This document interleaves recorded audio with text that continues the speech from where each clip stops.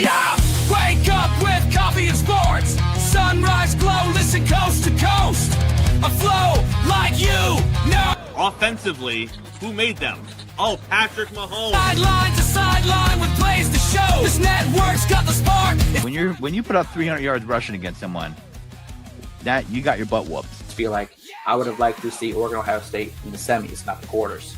So I think some reseeding is probably where I would change. But they're out of their mind. They're going to do this 3 quarterbacks in a row. Here's the crazy. I just can't take it. Birds keep flying high, fans cheering loud, and one podcast moving through the crowd. Needy boys brawling, no holds barred bout. This wire life never in doubt. Tune into the vibe. That's my bold prediction for the show. Devin Booker, in the next 3 years, he will be a Houston Rocket. Because I still think Seth is still at the top of his game. I do. I think he's right there. Who knows? Maybe. Not this year, but one time soon. Why wouldn't we potentially see Seth and Roman? Tune in the vibe.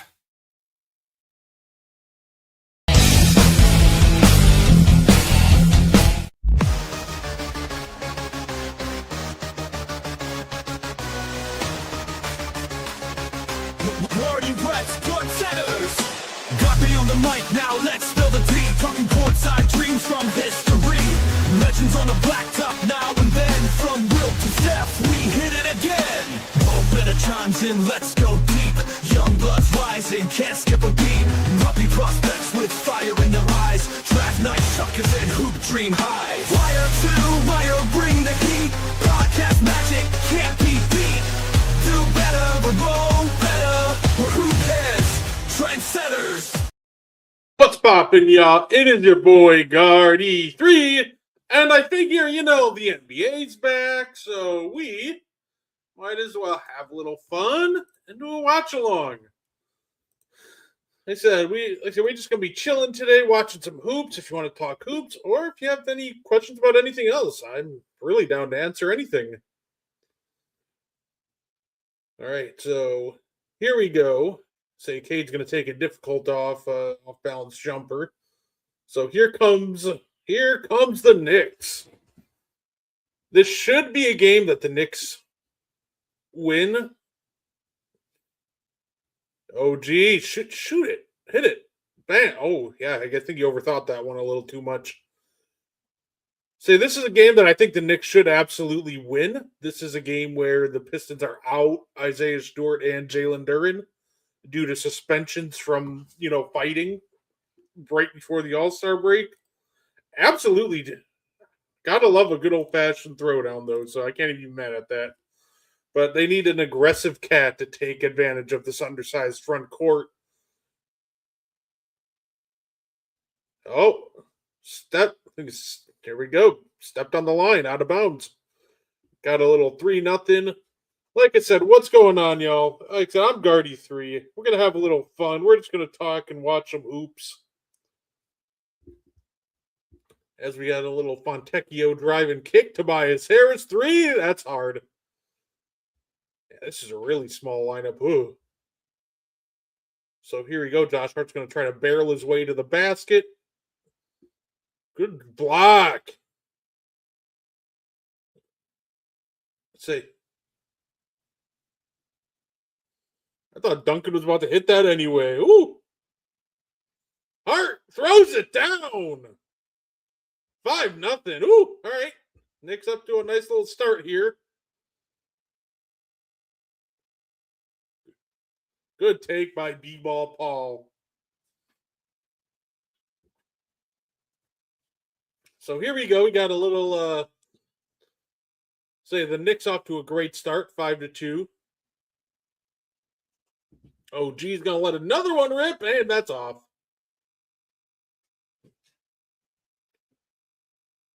So here we go. We got a sewer against Jalen Brunson. He's picked up his dribble. He's looking for somebody to get rid of this ball. Oh, there we go. Okay. Oh. E-ball Paul with a little behind the back. Oh, hit that. Oh, Oh, B-ball Paul tried. He went behind the back and tried to pull up on Cat. Got a good look. He just didn't get it to go. That was terrific. So here we go. Oh, Brunson's going to reject the screen. He's going to get to that little mid-range. Off, but he is fouled. So Brunson is going to go to the line for 2.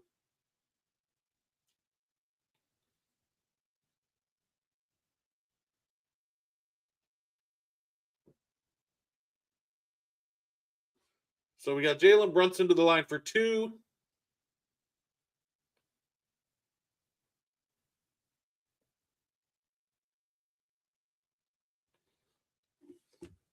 Say the first one is up and good. Say so now we are going to the line for a second one. Like I said, if you're just tuning in, thank you. Even if you're just passing by, I hope you have a great day. Like I said, we're just here to talk some Pistons, Knicks, news around the NBA, or like I said, mainly an NBA show. But if you want to ask about anything, I'm chill with it. So here we go. We're gonna have All right. Okay, just trying to get downhill. Little 15-footer, no good. Tobias Harris is fouled, fighting for a rebound. Okay.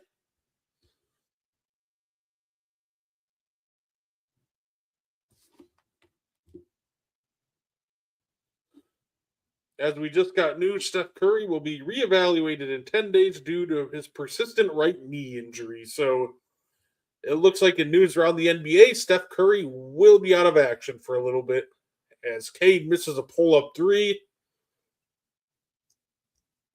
Jalen Brunson's going to get downhill, cut through a wide-open corner 3 from Mikal Bridges is money. So we're going to get a timeout here from Detroit.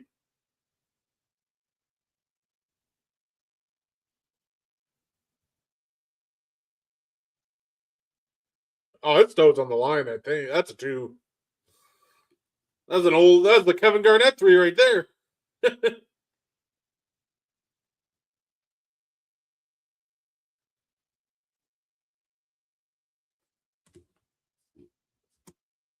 Let's say I'm glad the NBA's back. It's great to see it. We got no shortage of topics. We got the KD files. We got KD burner account stuff, which by the way, I really don't think that's Kevin Durant. I genuinely do not. Like, I get KD has a history with burners, but I don't think the latest batch of KD stuff was KD. Maybe I'm wrong. Maybe he proves me wrong, but I don't think that was Durant.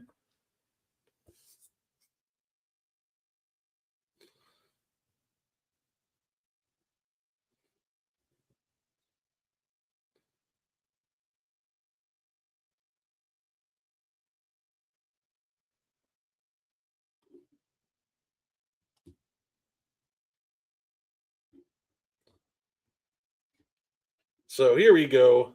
I'm looking forward to seeing what the second half of the season brings us. It will definitely be interesting. We already have news today. The NBA is trying to take anti-tanking measures, which I'm not sure how to feel. Look, I think that if you can find a good way to curb tanking, that would be a good thing. It really would be.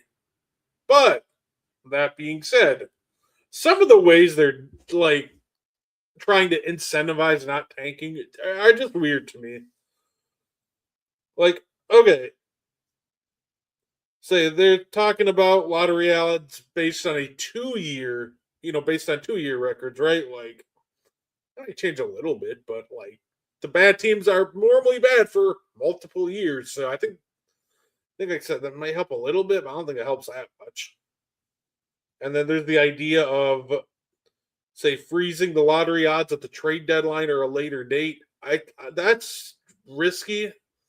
Look, I'm down for them to try something, but the lottery odds freezing at like the trade deadline to me, it's just a super risky proposition because if you're a team that's going to tank, all that's going to really cause is them to start tanking sooner. Like, it's one of those things where if a team wants to tank, they're gonna find a way. So I am interested to see what they do to try to stop tanking. I'm not saying they shouldn't try to stop tanking, but also I think too many like people and teams really just kind of twist the idea of tanking in a poorly run franchise. Like some of these teams aren't tanking. Some of these teams are just poorly run and terrible. So it's interesting, but yeah, I do think that if you want to address the tanking odds, that's fine. I'll be interested to see how they do it. But I don't want to see a situation where instead of curbing tanking, we just end up having teams like just tanking sooner if we're gonna like, for example, freeze it at the deadline. Oh, a little ooh.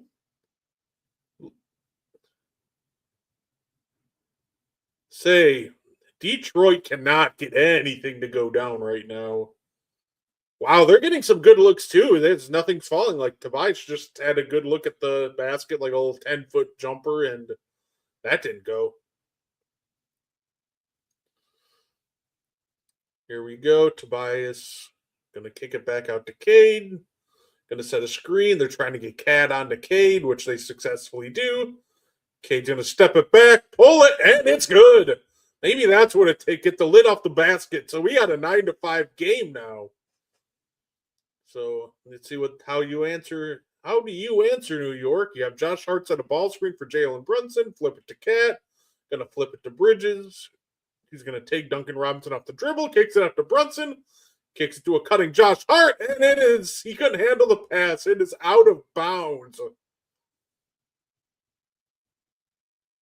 So here we are, 9-5, 7:50 in the first. Who's that out on? Oh, yeah, no, that's out on Duncan. Yeah, I hit him in the foot. Okay, here we go. Oh, risky pass right there. A Sewer almost picked that, but it worked out. It worked out for him as I got an easy layup.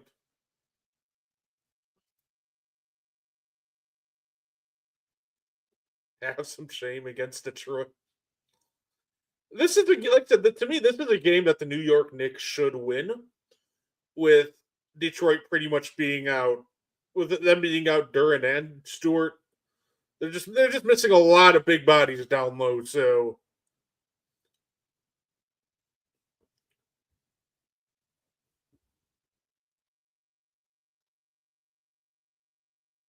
it will be a good game, though. I think it's still going to be a close one. By the way, thanks for the comments, sir. I definitely appreciate it.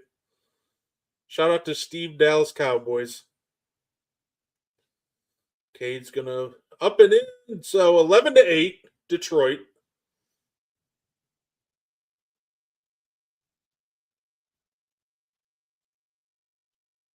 Right here comes Cat. Little pick and probably pop action. No, kind of a half roll. OG Anunoby's going to try to take this downhill, and he gets to the rim and scores. That was nice little move. Got in the lane, spin move, clean look at the basket, and converts. Cade's going to just pull it. Say OG with a stop. Ooh. So here we go. Karl Anthony Towns ball at the they're going to give it back to OG down low. Almost. Okay. Karl Anthony Towns going to pull one. He's going to try to fall for a call. It doesn't go, and he doesn't get the call. So here comes a Sewer Thompson. Ooh! What a pass! Good finish by Cade over Cat. Thompson with a great cross and a nice pass to Cade with a nice finish over Karl Anthony Towns. Brunson with a clean look, and that's off. So a 3-point game that say this. So, and Tobias Harris is going to go to the line. Pistons have finally got the lid to come off the basket. They started out really rough. What a pass.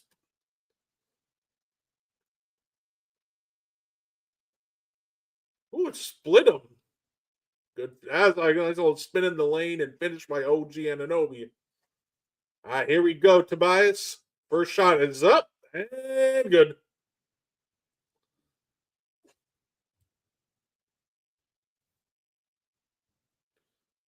do think the idea of teams can't pick top for the year after making the conference finals is interesting. That definitely is an interesting idea.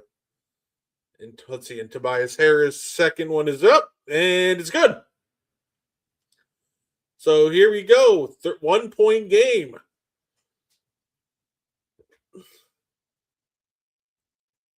Here comes Brunson. He's going to get a screen from Mitchell Robinson, who's checked in for Karl Anthony Towns. And he tried to finish in a crowd, but it couldn't get it to go. So here comes Cade. He's trying to keep Mitchell Robinson in jail on his back hip. And he gets to the rim and misses the lay. So here comes Shamet, going to kick it down to Josh Hart, who's going to take it up and put it in. So back to a 3-point lead for the New York Knicks. Here comes the Seward Thompson. He's got Jalen Brunson on him. We're going to get a pin down for Cade, you're going to skip it to the corner for Tobias. Got Josh Hart on him. He's got a little size advantage, and he gets it to go. Count it. And the foul. Tobias Harris is going to go to the line to try to tie this game up. Just embraces the contact and flips it up and in right over Tobias. Ooh, Sham. Yeah. That was a good finish by Josh Hart. I like that replay. That's good.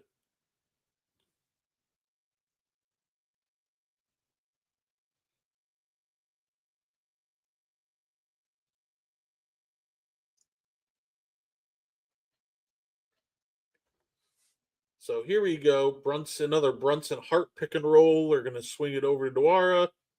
So you got Shamet. Going to kick it down to Mitchell Robinson. Good corner. One more. Jalen Brunson's going to pull over a light contest. Misses. Good close. I'll give some credit there. That's a good close out by Duncan. Cade hits it. Cade Cunningham puts the Pistons up 2. Josh Hart, flip it to Mitchell Robinson. Say a little 2-man game between Robinson and Dwara. Oh, Dwara with a nice pass to Shaman, who hits it. By the way, I apologize if I'm saying his name wrong. I don't really know my best.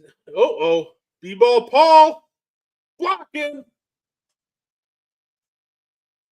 B-ball Paul and 1. Jalen Brunson, I think it was Brunson, tried to get underneath and take the charge. And B-ball Paul just embraces the contact and flips it up and in.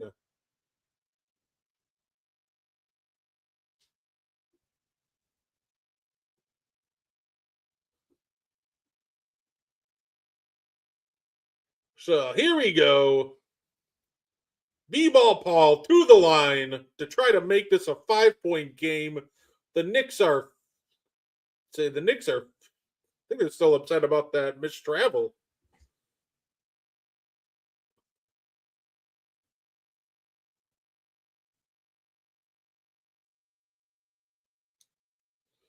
Here we go. We're going to get a nice little pin down for Brunson, who's going to flip it up and in.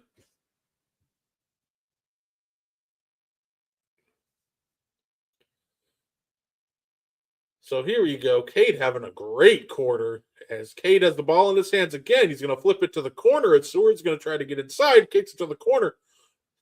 Jenkins swings it one more, wide open. Cade 3 is good.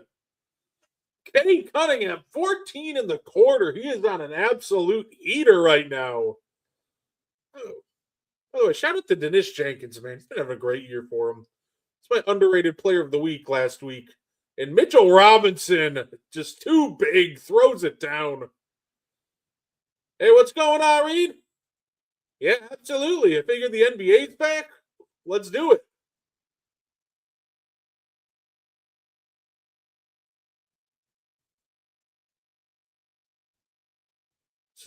They call a moving screen on Jenkins.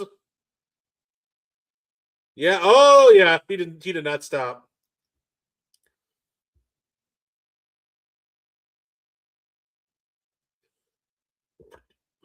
If I were them, I would look for Mitchell Robinson more inside. They don't have the size to match up inside right now.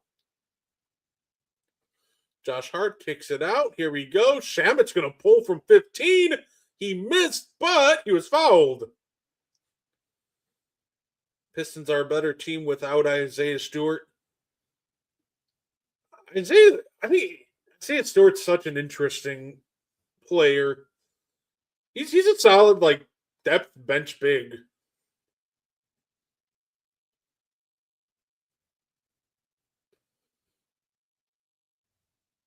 Honestly, though, as no niche or talent guy, not an NBA player. Look, I need Isaiah Stewart on an NBA roster.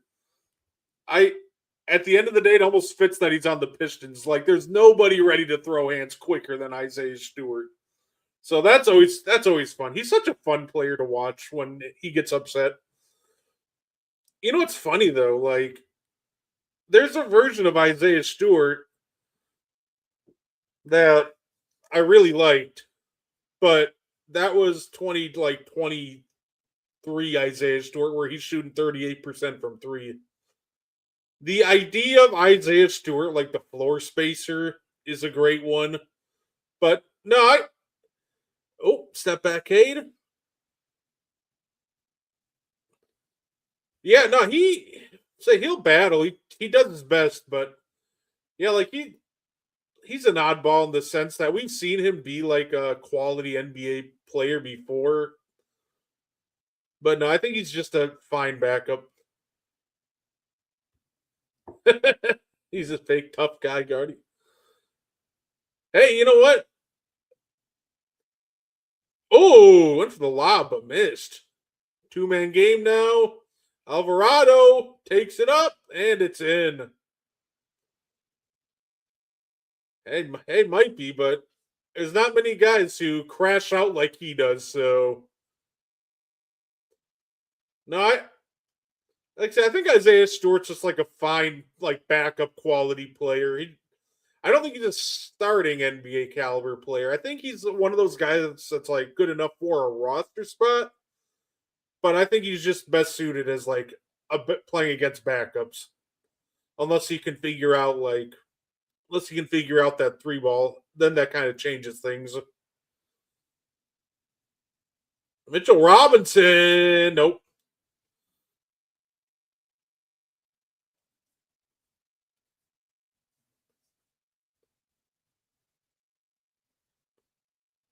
That was incredible. Just him charging off the bench, just to fight Miles Bridges, like ice pack still on and everything. That is wild. No, I do get what you're saying about Isaiah Stewart. He's weird in the sense that like he definitely tries his best, but saying he's shown flashes of being a really good NBA player, but I think I'd push back on a little that he's not an NBA player. I think he's a solid backup, just not a starter.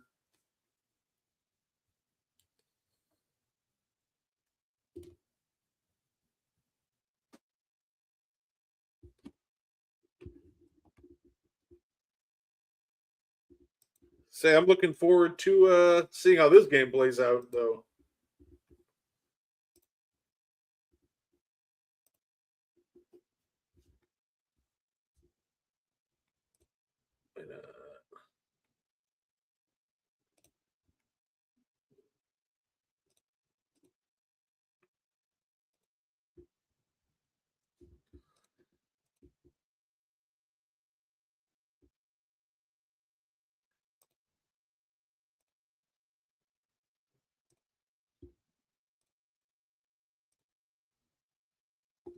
So here we go. Like I said, it's kind of commercial break. We're just kind of chilling, waiting for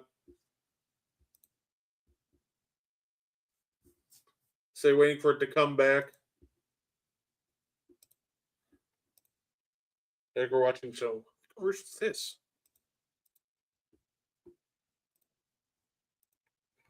Huh. Interesting. Okay.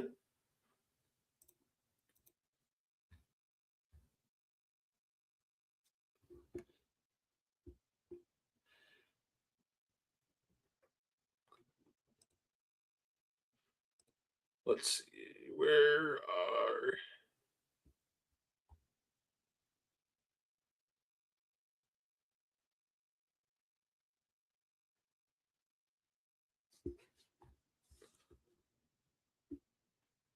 Oh, okay. Say, and then a couple times I'll be pulling up my favorite, one of my favorite basketball sites too during the watch along. I'll give you guys a little preview of it. I kind of take every chance I get to show this one off because a good friend of mine actually makes it. So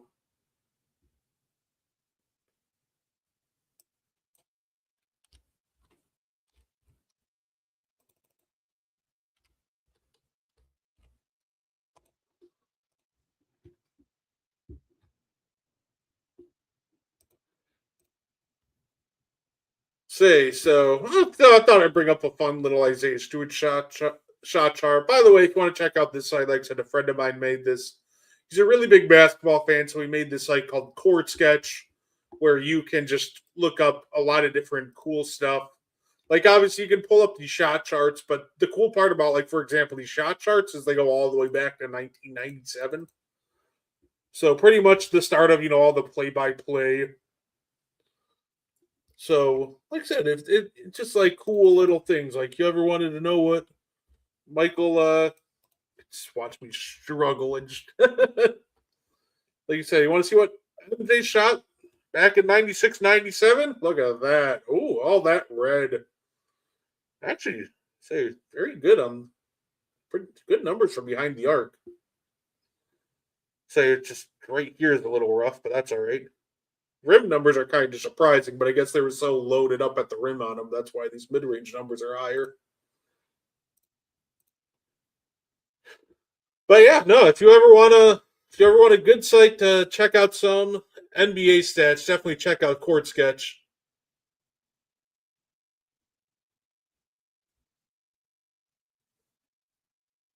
Oh, they called an offensive foul on Dennis Jenkins?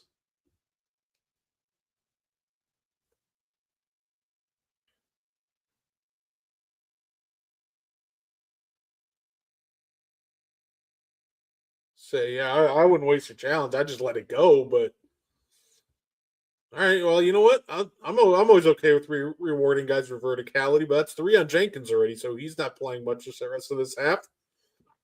Nice little one-footed fade from Brunson. Oh no, Jenkins is staying in the game with 3 fouls. That's interesting. So here we go. Karis LeVert. Say Jenkins is going to give it back to LeVert. Karis is going to flip it down to Smith, who throws it down.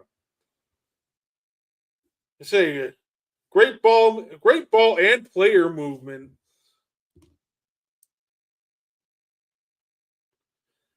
Say great ball and player movement led to a wide open Tulu Smith, and he just finishes it off. So here we go. Mitchell Robinson's going to try to go at Smith one-on-one, and he couldn't finish, but there's a foul. So Mitchell Robinson's going to go to the line for 2.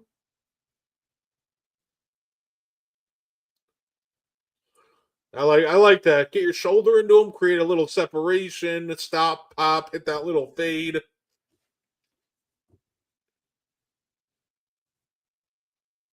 So Mitchell Robinson, not a good free throw shooter. Well documented.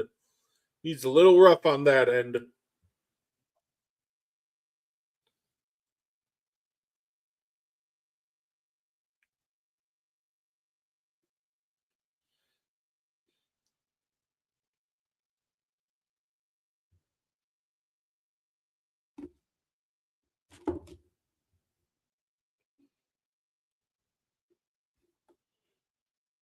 Good hit. All right. It's going to possibly be a good day for you when he's hitting his free throws.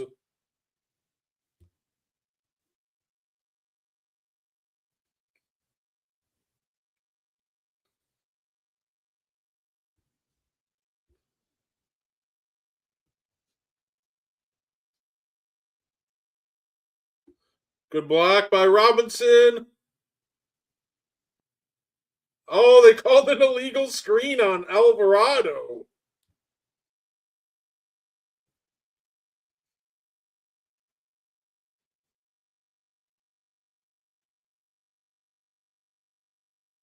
Ooh, I don't even know why you do that. Jenkins wasn't really going to go contest that with 3 fouls. I don't even know why you're going to do that if you're Alvarado. Must just not have realized who it was.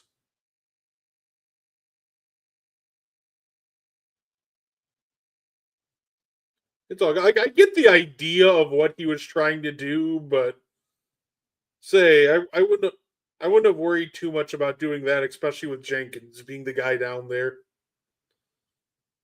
Even if Jenkins went up with Brunson, he's not going to stop him at the rim. Brunson's just like it's very like big for being so small, if that makes sense. You know what I'm saying? Like, here we go, a little Smith Cunningham action. Turnover. We're gonna get an end of the quarter. End of the quarter 3, and it's rims out. OG could not get it to go. It was a wide open look too.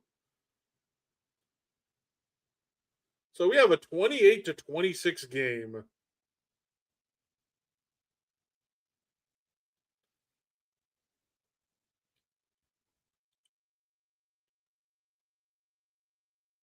So here we at the end of the first, it's 28-26. I definitely appreciate everybody tuning in, even if you're just sneaking by. Definitely appreciate everybody. Like I said, this is just a fun little watch along. But obviously, if you would like to talk about anything, I'm pretty much down. You can ask about any sport. Mainly an NFL, NBA guy. Of course, I'm a big fan of professional wrestling. You got the Meaty Boys podcast on Mondays.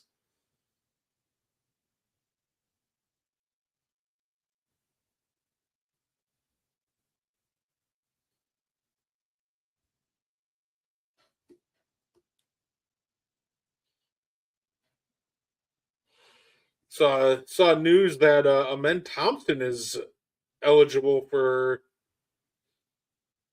a max contract, which I really don't think we're giving a max contract to Amen Thompson.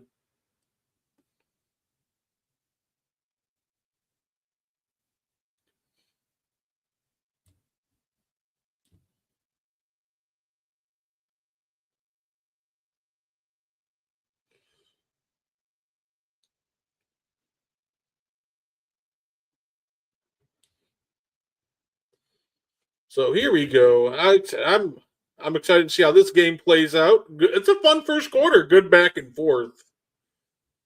Absolutely.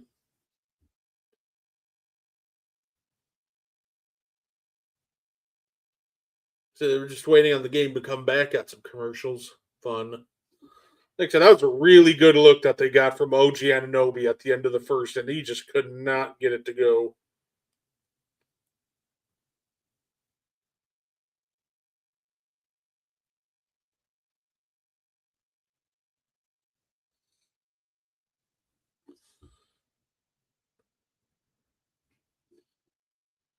So here we go.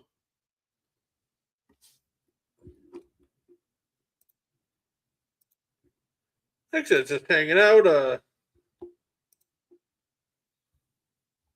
But yeah, and this site also has fun games. So there's called Guess Who, for example, the game. You can pick a season, a game mode. So you are like a difficulty, easy, medium, hard. And what happens is you have to try to guess whose shot map it is. So very inefficient on Philly. This is a interesting one.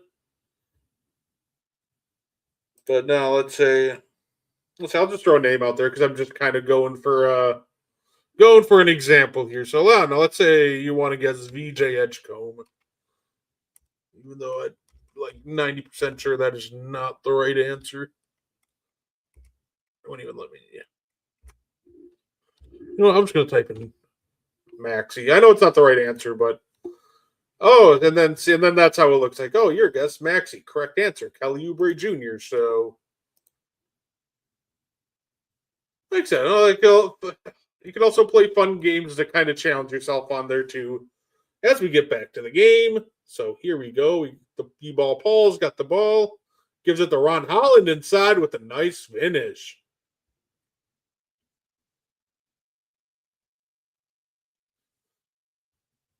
So here's Jose Alvarado. Looks like we got Jalen Brunson getting a rest.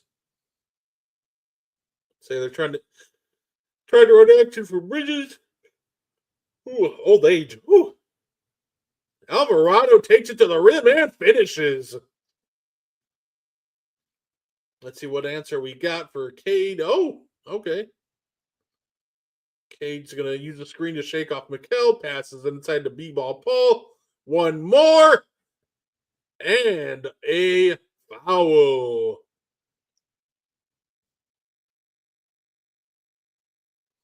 Nice little shoulder bump right there.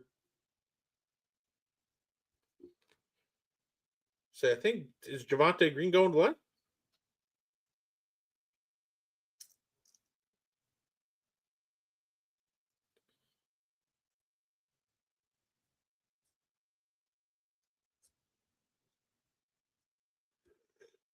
Yeah, okay, he is. So, first free throw is up and good. So, Javonte Green hits the first one. Here we go. We're going to get a second attempt here in a second.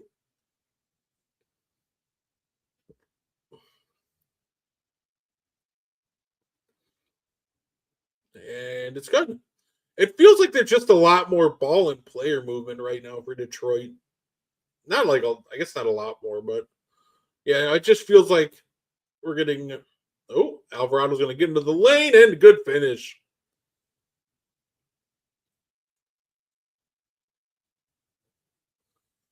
Jose's been getting to the rim at will. Oh, Cade's going to try to just take. Oh, good pass by Cade. Sets up a dunk for B-ball Paul. B-ball Paul with an early 7. So here comes Jose Alvarado. Oh, Paul's just going to jump out there. OG's kind of trapped. He's got to kick that out. Bridges is going to catch it and let it rip right away, and that's off. But here we go. Cade's going to take it right back. Mikel's going to pick up Cade. Cade's backing him down. Good block by OG.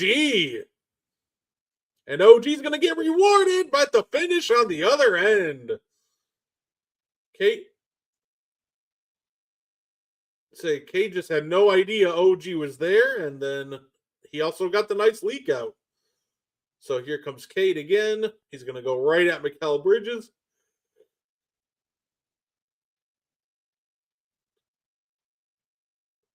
Not exactly. That was maybe the worst possession I might see all year. Cade just tried to force one. The second look wasn't terrible when he missed it horribly the first time, and then this Pistons team is working really well when they're moving the ball around and just being active. But the couple times they've tried to create their own look and just kind of play standstill basketball hasn't been good. Oh, blocked by LeVert. Okay. Kick it to the corner. Karras is going to pump fakes, reload, and off. Here we go. Alvarado's going to try to get to the rim, but no, he's going to pitch it out to OG. Oh, he went for the dunk and the ball got wedged in between the rim. Okay. You don't see that very often.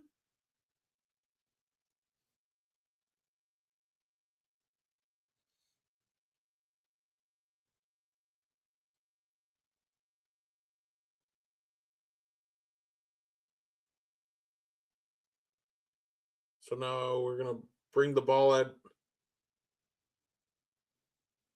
All right, now we're going to get a jump ball. Is that going to be between Cade? Is Cade jumping, or is it going to be B-ball Paul? All right. Paul Reed and Mitchell Robinson. Okay, makes sense.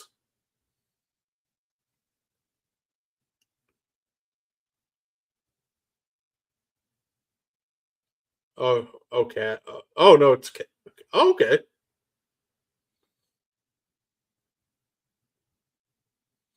There's a lot of like physicality before those jump balls even happened. There we go. Knicks win the jump ball. There we go. So Cat actually was the one that jumped and he won. Cat and Mitchell Robinson are both out there, along with Alvarado, Brunson, and Mikal Bridges.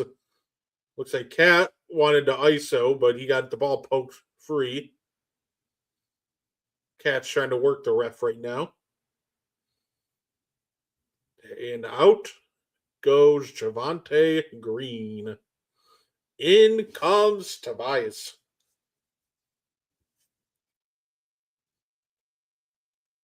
I'm sorry, it wasn't. Yeah, it wasn't Tobias. It was Smith.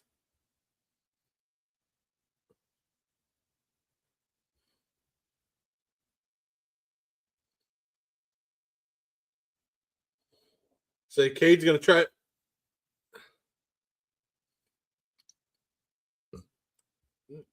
I'm not a fan of Mikel's gonna miss the fade.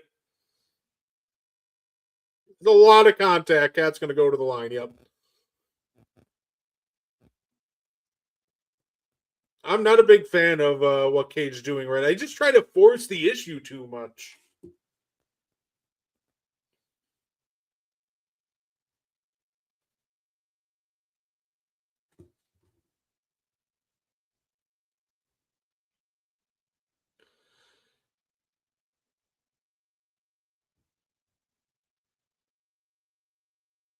Oh, they're gonna.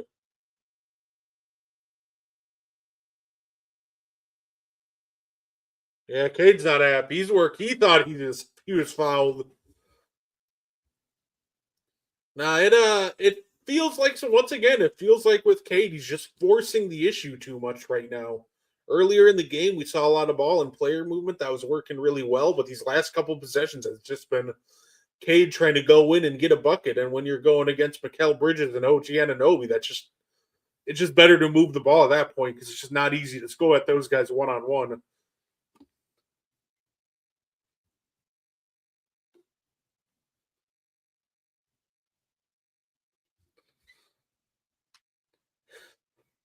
By the way, I'd say show off my new cards I got. I got a Bucky Irving card. And I got a Matthew Stafford card. Say, if you want a chance to win cards like that, check out Wire to Wire Breaks on Whatnot. Our boy, the NFL genius Gene. Say, shout out to the GOAT. He been doing a lot of card giveaways on there, so should definitely check him out.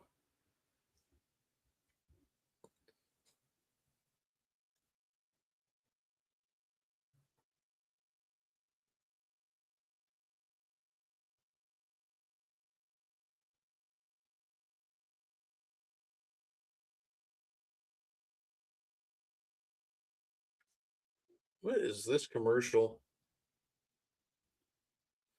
I don't even understand half these commercials. Oh, Dubai Airlines. Never been to Dubai.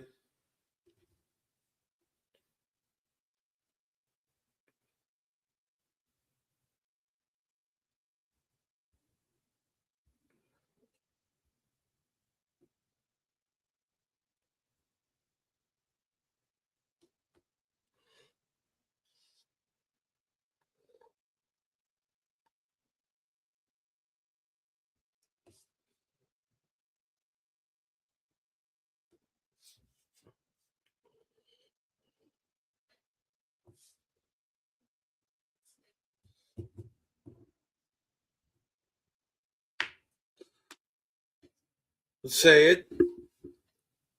Say, what are your guys' thoughts on the anti-tanking measures?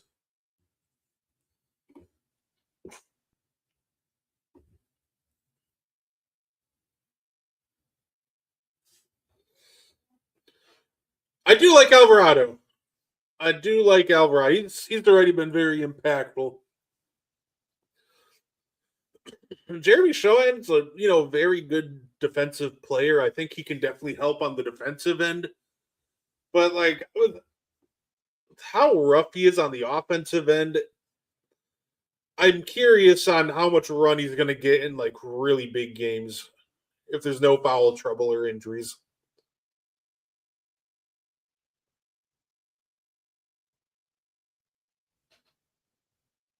Oh, they won the challenge. All right. So here we go. Here comes Cade Cunningham. He's going to try to take Shamet off the dribble.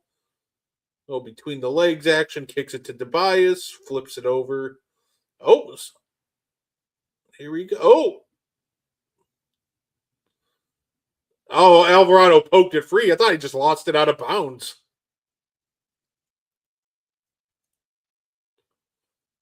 So Karis LeVert's going to inbound. He's going to give it to Tobias, gives it to Cade, who's going to launch a 15-footer. That's good. That's what I like to see. Say, get Cade moving off the ball and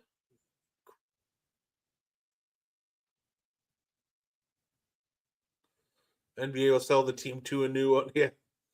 That idea is actually an interesting one. It would definitely force teams to try, to win more often. Obviously, I think the biggest issue with that is I don't know how you'd get the owners to agree with that because obviously they'll have a say, but it's an interesting idea. Definitely is.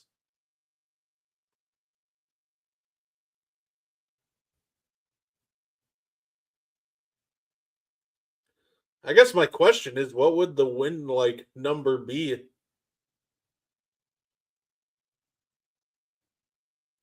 What would that win percentage be? Like 40? Like if you win like 40% of your games or 35? Cuz it's weird. It's hard because obviously every team, can't be good at the same time. So I'm just not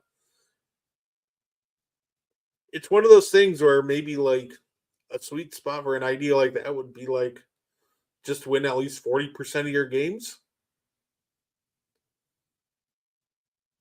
But even then, I don't know if 40% is too adventurous of a number.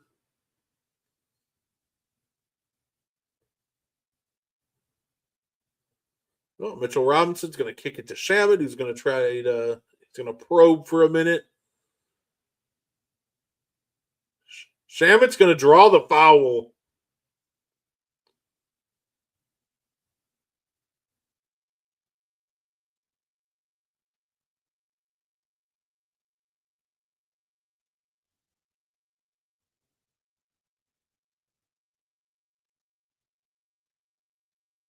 So here we go.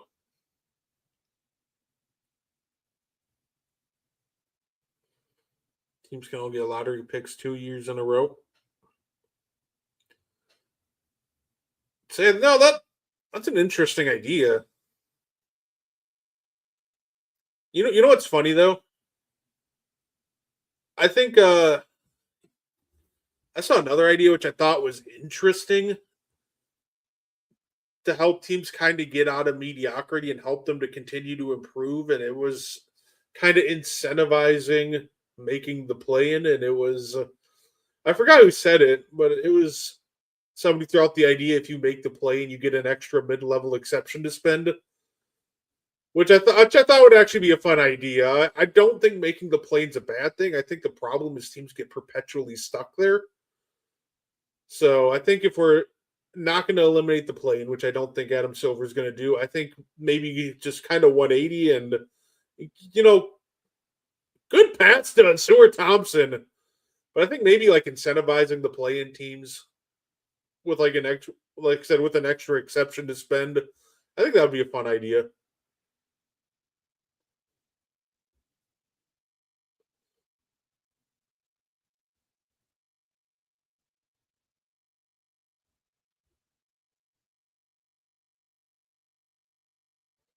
This was a good, perfect touch pass right underneath to a sewer. No, yeah, it's one of those things. Like I said, I'm paranoid about this idea of trying to, fix the lottery or whatever. because half the ideas thrown out there, I'm like, okay, so we're just going to tank earlier. It's like, oh, freeze the odds by the trade deadline. Like, okay, so teams are just going to tank for the entire season instead of half the season, or like Tobias Harris, count it, big slam, going to the line, possible 3-point play.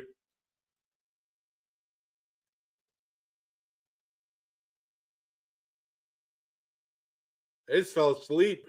Say, Karis LeVert looked up. Nobody was with Tobias. And I'm going to fly like an eagle. Can't you see? And Tobias Harris is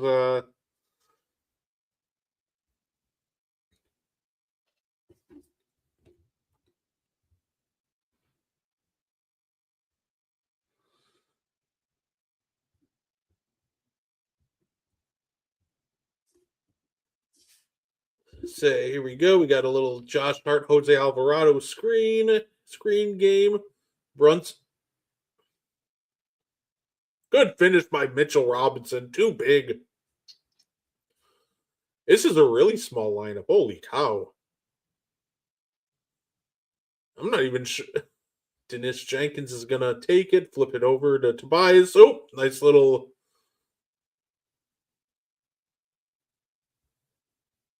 Ooh, good cleanup duty there. Good finish by Smith. We have a lineup with Jalen Brunson, Jose Alvarado, Landry Shamet, and Josh Hart at the 4.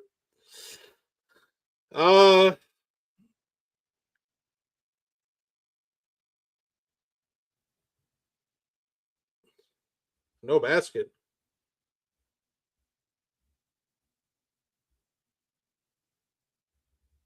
Oh, they called 3 seconds before the shot went up.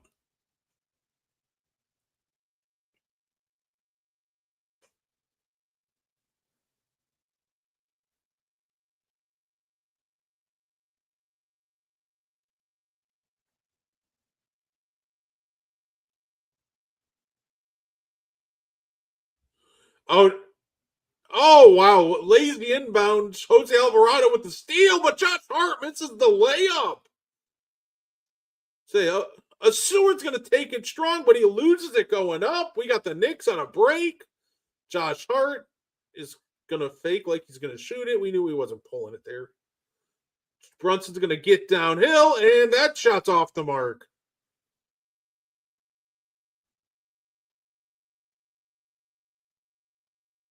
Good kick out. Karis LeVert is going to go one-on-one with Shamet. He's going to get to the rim. Gives it to a Sewer.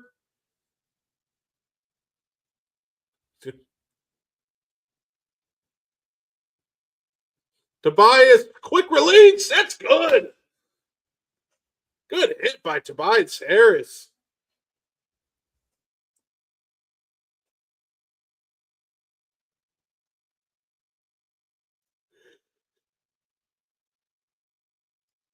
I really don't like this lineup by the Knicks.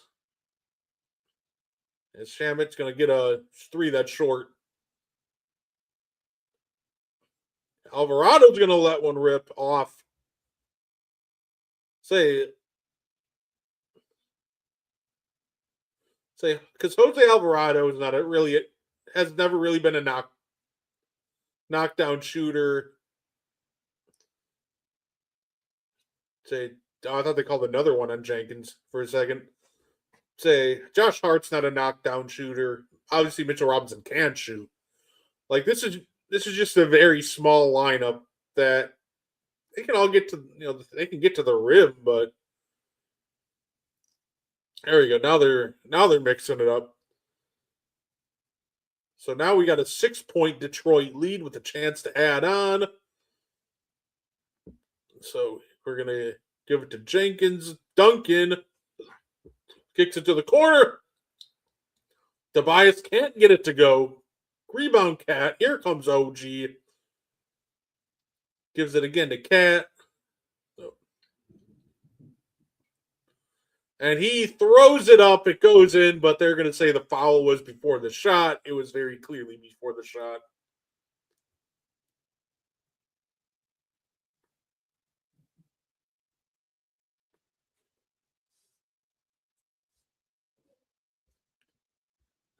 So here we go. Tolu Smith's giving him some good minutes tonight for Detroit. Love it.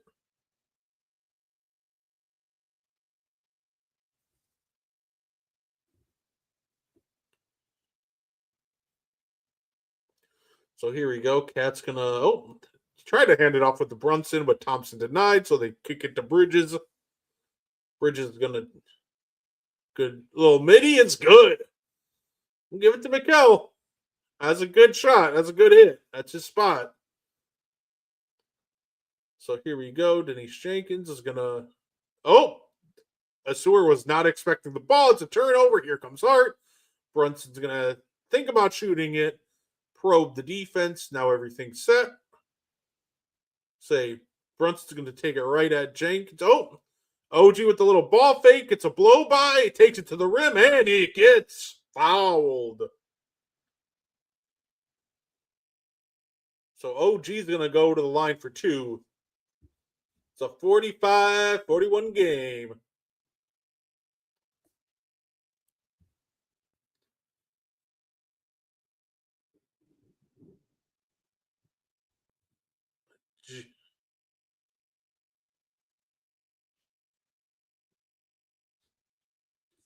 Ooh, got a lightning storm going on outside here.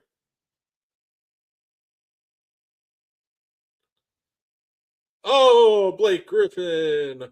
You're messing around in the studio. It's 38 degrees in a thunderstorm. Okay. So here we go. OG's going to take it up. And second free throw is good. We have a 3-point game. I don't think there's an update. Let me fix this for you guys. Let me fix that for y'all. So in that brief second, Cade Cunningham hits a layup. 5-point game. So here we go. Cat's going to try to run a handoff to OG, but that gets denied. Denies the cut, kicks it to Hart. A little screen and pop, but they're just trying to force a switch. Jalen Brunson's going to try to get inside. Josh Hart struggles to handle. He's going to shoot a 10-footer. That's good. Good hit by Josh Hart. Good recovery.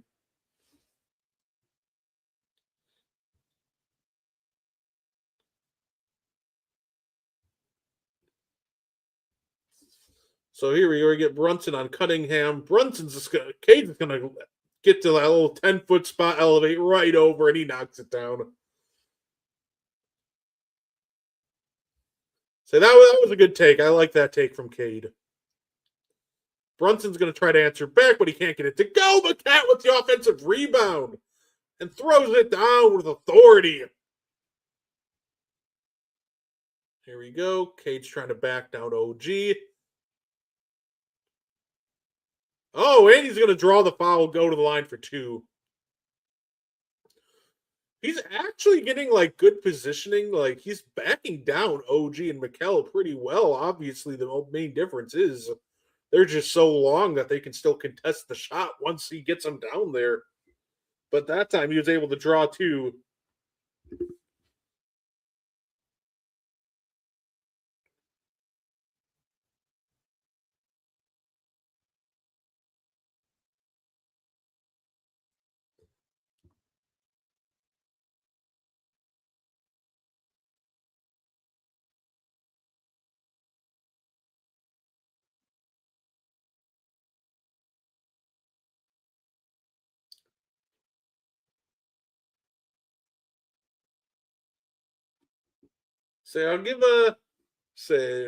Cade Cunningham was calling out people for foul baiting. I thought that was actually pretty great. Cade says the flopping is just too much. What do you do with your best players that do it? 3 of the top 5-10 guys in the NBA are doing it constantly. You gonna kick them out of the game? Yeah, I will say some of the foul baiting is egregious. You know what's funny though? You know what might be the most hilarious foul baiter in the league? Denny Advia. Tell me how he's averaging 9 free throws a game.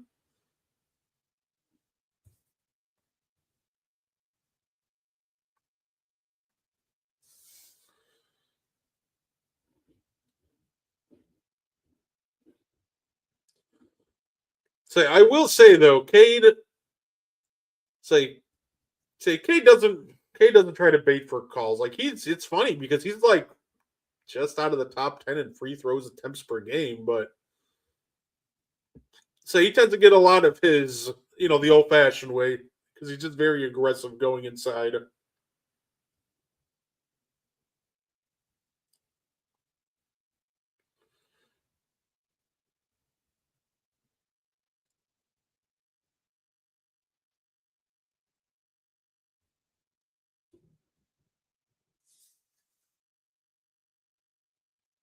Chris Paul was a beast at foul baiting back in the day. Absolutely.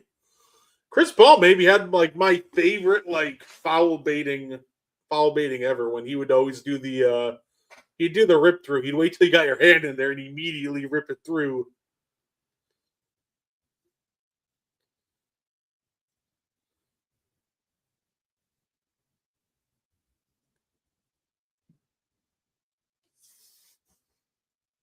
Say we have ourselves a 3-point game.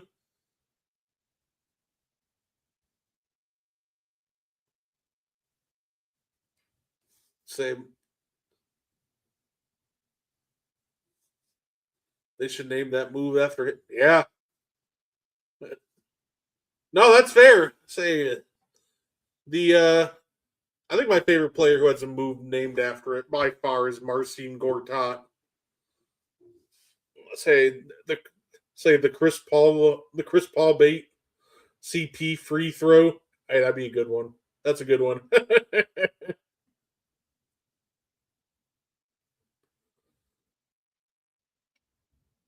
Yeah, it kind of sucks how Chris Paul's career ended with just getting released and nobody picking him up. But great career for CP3, first ballot Hall of Famer for sure. Say one of the greatest point guards of all time for sure. So definitely appreciate you tuning in, Tony. Salute.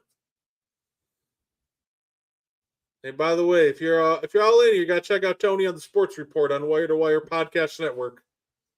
It's always a terrific vibe.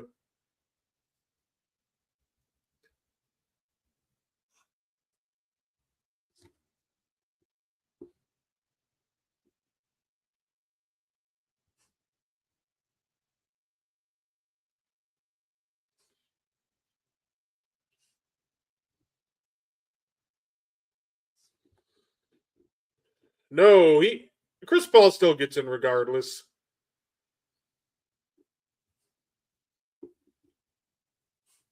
So his career is just way too good to get snubbed from first ballot.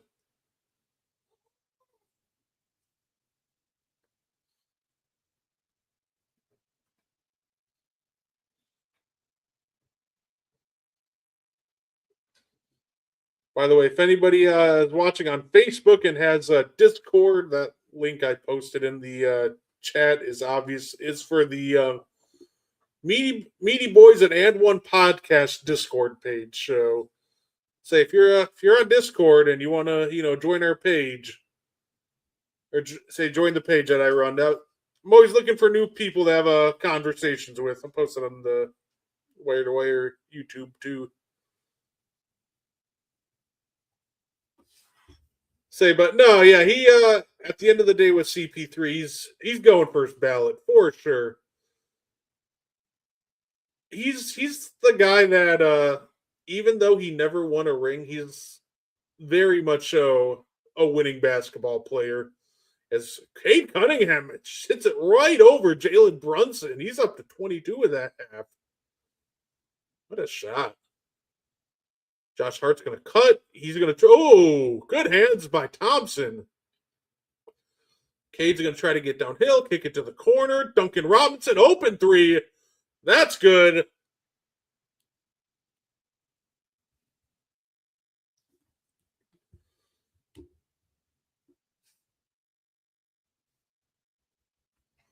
Cade Cunningham has been great. Brunson's going to try to step it back. It won't go. chance to put this game into double digits right now. They're going to kick it to a sore underneath. 24 seconds to go. We have a 10-point game. Pistons up. Say outside of a rough stretch in the second quarter where I didn't like what he was doing, like Cade overall has had a terrific first half.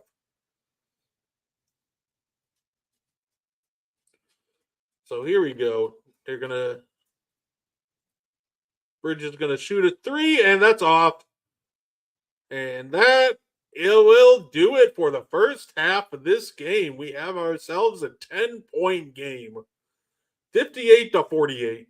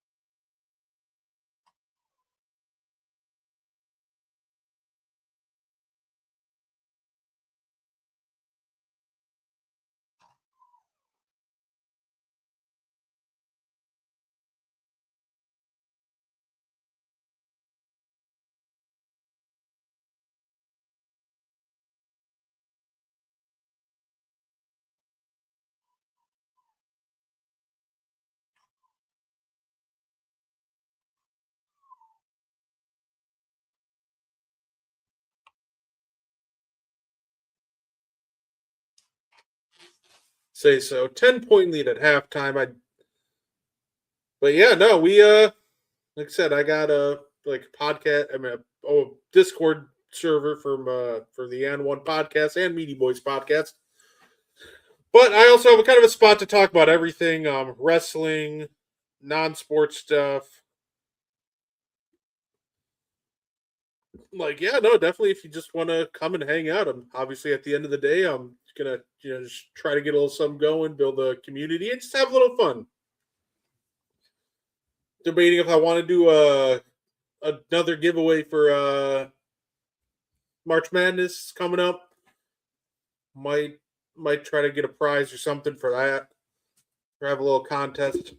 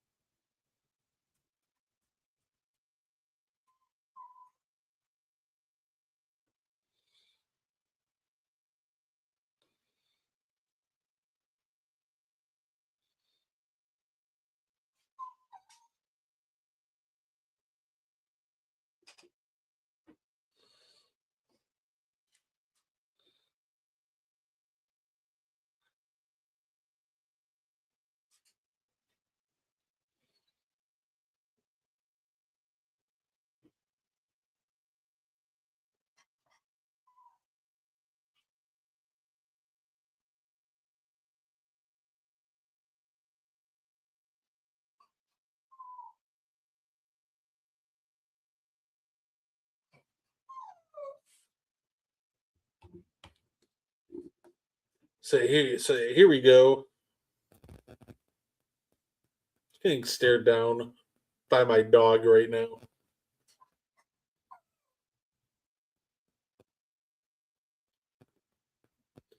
All right, guys, it is halftime.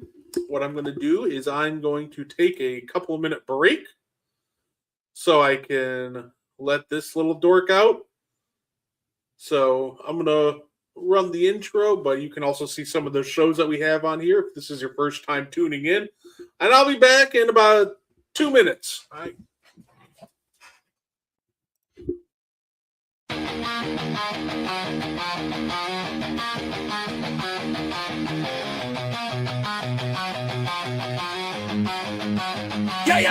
Yeah. Wake up with coffee and sports. Sunrise glow, listen coast to coast. A flow like you know. Offensively, who made them? Oh, Patrick Mahomes. Sideline to sideline with plays to show. This network's got the spark. When you put up 300 yards rushing against someone, that you got your butt whooped. I feel like I would have liked to see Oregon Ohio State in the semis, not the quarters. So I think some reseeding is probably where I would change. But They're out of their mind. They're going to do this 3 quarterbacks in a row. Here's the Not- crazy. I just can't take it. Birds keep flying high, fast cheering loud, and one podcast moving through the crowd. Needy boys brawling, no holds barred bout. This wire life never in doubt. Tune into the vibe. That's my bold prediction for the show. Devin Booker, in the next 3 years, he will be a Houston Rocket. Because I still think Seth is still at the top of his game. I do. I think he's right there. Who knows? Maybe not this year, but one time soon. Why wouldn't we potentially see Seth and Roman? One more, you know what I mean? Tune in the vibe.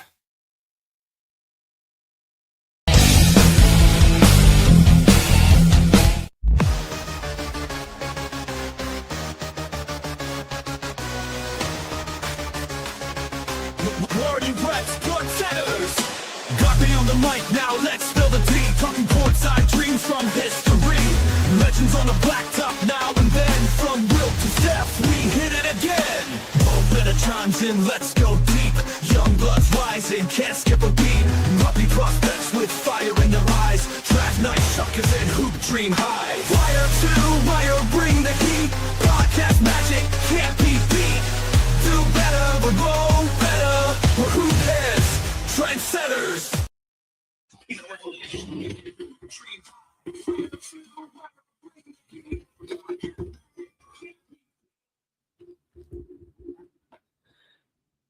Woo! Bear. Oh, just made it back. I think right before the intro ended. No, sorry, we had to take a peanut break. If anybody doesn't know, I have 2 dogs. I have a 14-year-old Labrador named Brody and a 10-year-old King Charles Cavalier named Peanut, who I actually named a segment on the show after him, and a normal show, which I'm going to actually have to restart doing very soon here, probably next week. Say we have a segment called Puppy Prospects, where we talk about some college prospects. So normally we'll start it up closer to the draft and March Madness, so it's probably about the perfect time to start doing it again. But yeah, no, I named it after my dogs, or kind of puppies in general, but it's because the 2 dorks, they wouldn't stop barking a couple times during the show. So, you know how it is. Instead of getting mad at the dogs, I decided, let's just include them in the show. Clearly, they want to be a part.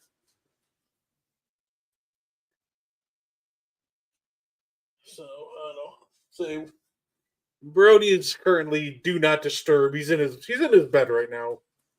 He's in his pool. I bought Brody we brought Brody like a kiddie pool, so we could play and dip his paws in the water when it got too hot, and we put it in the backyard and we tried it for a little bit, but he didn't really like it, so we like cleaned it out and we like put blankets in there because we didn't know what else to do with it, and yeah, now he absolutely loves it. It's like the perfect size bed for him, and Peanut's just a Dorkosaurus.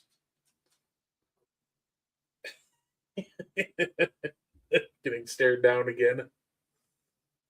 He's just a big ball of love. He's very clingy. So he'll, like, when I do shows, he'll like either be laying right by my feet or he'll just sit there and stare me down. And currently he's deciding to just sit there and mean mug me.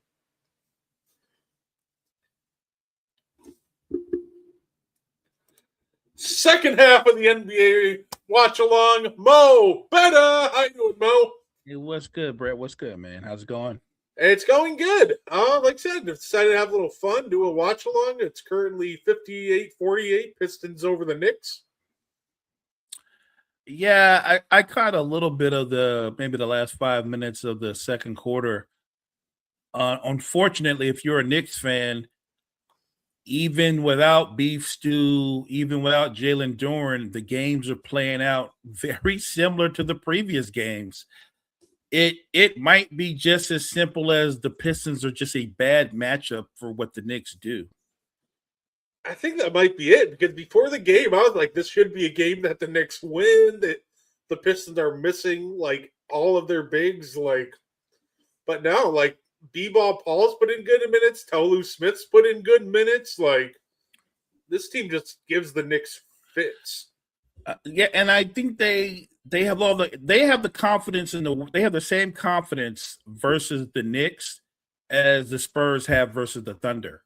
There's no fear. And look, I'll be the first to admit, I enjoy watching these young up and coming teams. I'm a big Cade Cunningham fan. I'm a Brunson fan. There's so many great players, and I love everything the Pistons do. I just feel like it would be an amazing accomplishment because I know they're so defensive driven. They're so good at attacking the basket. If they could go to even, let's say, the conference finals, I think I would be blown away because I really don't think they have a lot of firepower. They play with a lot of energy and they're very aggressive. But if you look at how they play, so much of what they do offensively, it is dependent upon what Cade does. I don't think that's a recipe to win a title. I do think they can beat the Knicks, but I think they can beat the Knicks because they match up with the Knicks. And the first thing they do with the Knicks is we're going to totally take Towns out the game. And because of his mindset, Towns seems to be more than willing to be like, all right, well, they've taken care of me. So, and everything becomes, what can Brunson do? What are you going to get from OG or Bridges? The Pistons are just a really bad matchup for the Knicks. If the Knicks are going to go on the deep playoff run that a lot of Knicks fans think they'll go on, I think they're going to need someone else to take out the Pistons for them. I will say, Mo, they ran a lineup earlier this game that I was absolutely ragging on because I hated it. They ran a lineup so they had Jose Alvarado, Jalen Brunson, Landry Shamet, Josh Hart, Mitchell Robinson. And I was getting so annoyed watching because I'm like, all right, Jose Alvarado is not a knockdown three-point shooter. Neither is Josh Hart. Mitchell Robinson can't shoot. So you're just undersized at three positions. And with Mitchell Robinson, I don't know what the end game of that lineup was, but it just got blown out of the water. That's a crazy lineup because it's essentially Mitchell Robinson, who's a non-scorer surrounded by four guards. Those are our guards. I don't know what the thinking there was. Maybe Mike Brown's just throwing something at the wall and seeing what sticks. They haven't had a lot of success. And look, it's weird to say this, but if you've seen the previous matchups, being down by 10 is not bad if you're a Knicks fan. It's a lot better than what the other matchups went like. So, look, I think the Knicks can get back into it. I don't know. The thing is, Detroit defensively can derail what New York does offensively. I don't think New York defensively can stop the Pistons from doing what they want to do.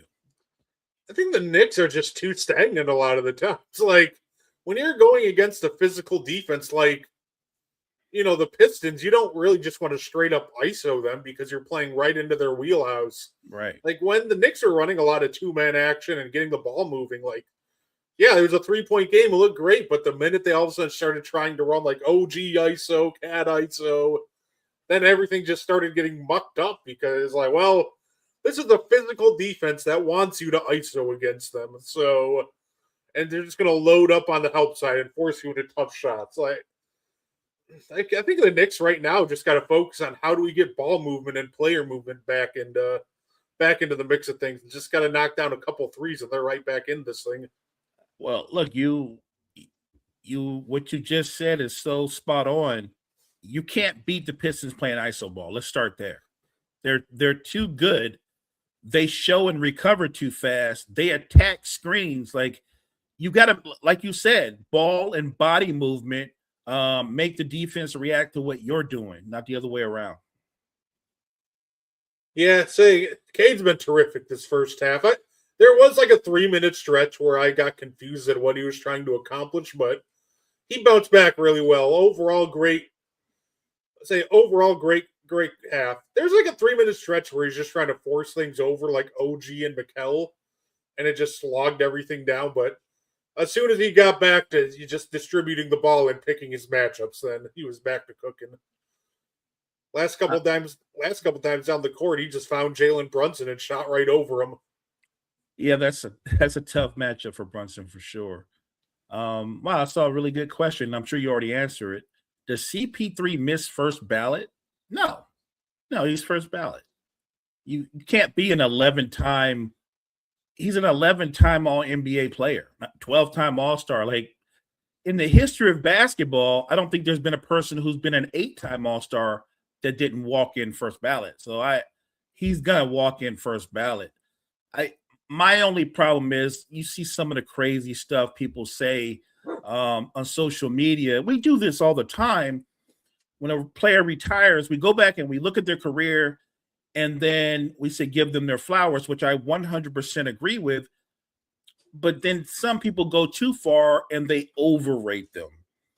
There was a group, and they were going back and forth, and it was like, after Steph, I've got CP3 as the second greatest point guard of all time. I was like, Chris Paul's tremendous. My problem with the argument that you shouldn't penalize players for not winning titles, I agree with that. But I think it works the other way around too. I shouldn't penalize other great players who do win titles. Like, if we want to say, the ring culture thing weighs heavily, I get that, but you can't go, well, take away his 5 titles and his 3 finals MVPs. And I'm like, but he does have 5 titles and he does have 3 finals MVPs, and they kind of matter, right? They kind of matter. Some people might have Chris Paul third all time amongst point guards. Like I said, if you go by accolades, he's as accomplished as any point guard that's ever played. Like I said, 11-time All-Star or All-NBA, 12-time All-Star. I believe he led the league in steals 5 or 6 times, led the league in assists 4 or 5 times.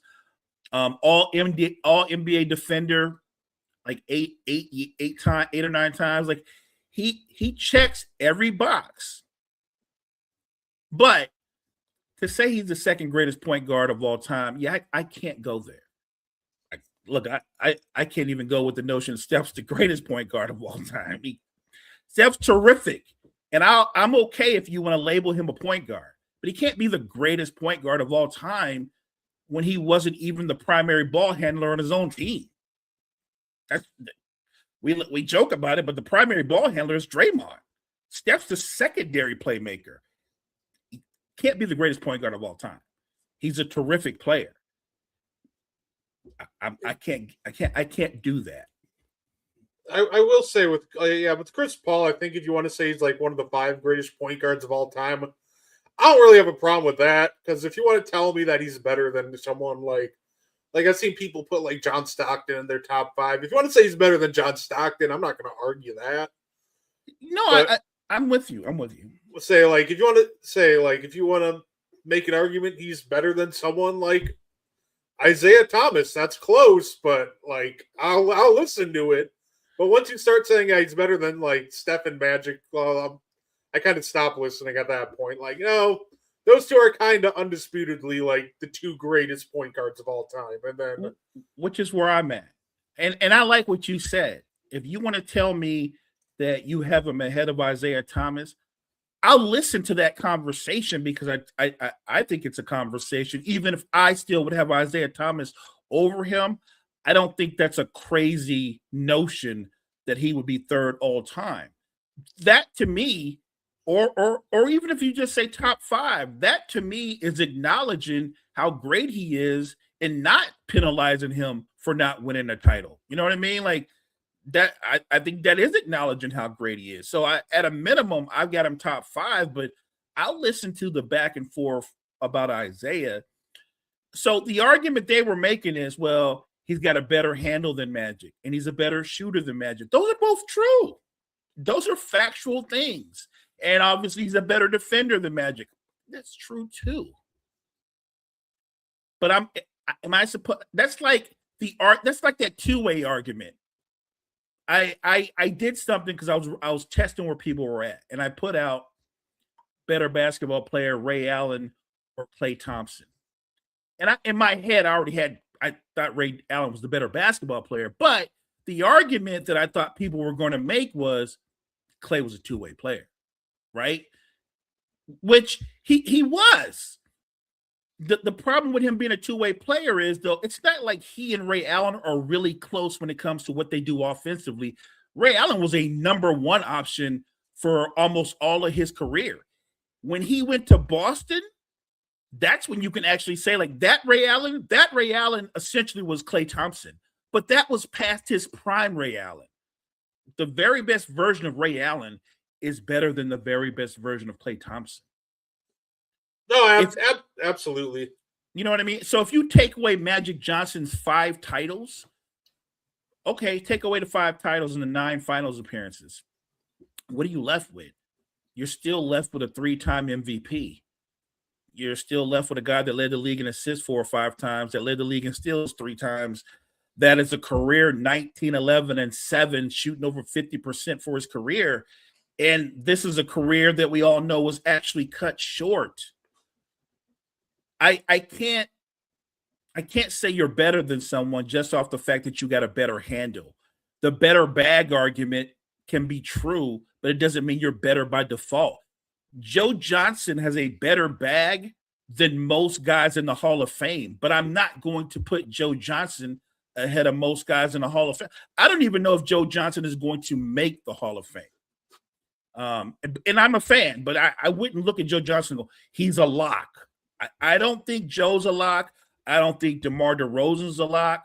I know we just had a group of finalists that they put up there, and I'm a fan of all those players. And I guess maybe I'm a softie. If I were voting, I might vote everybody in. But if you wanted to make the case, come on, Mo, Blake Griffin and Amari are really, really good. They were terrific for like a 6 or 7 year period, but they're not Hall of Famers. I'm not even gonna argue that. I think if they get in, I don't think they get in first ballot. I think all like those two, ISO Joe, I think those are guys that like they're either getting in on pretty much the last ballot or like Veterans Committee. Like I don't think any of those guys are really high ballot Hall of Famers, but I think ISO Joe might sneak in because like every member of the 20,000 point club is in the Hall of Fame outside of him, and I believe DeMar DeRozan and Tom Chambers might be the only other two. But no, I think he might sneak in, but if he does, it's going to be like, hey, he's about to fall off the ballot. Let's get him in the Hall real quick. But still a very good player. Yeah, and look, if Joe Johnson gets into the Hall of Fame, and yeah, if you could count the big 3, I think I would agree with that. They're probably not going to, but I actually agree with that. If Joe Johnson gets into the Hall of Fame, Brett, I think you're right. I think it'll be down the road or something like that. Same for DeMar, by the way.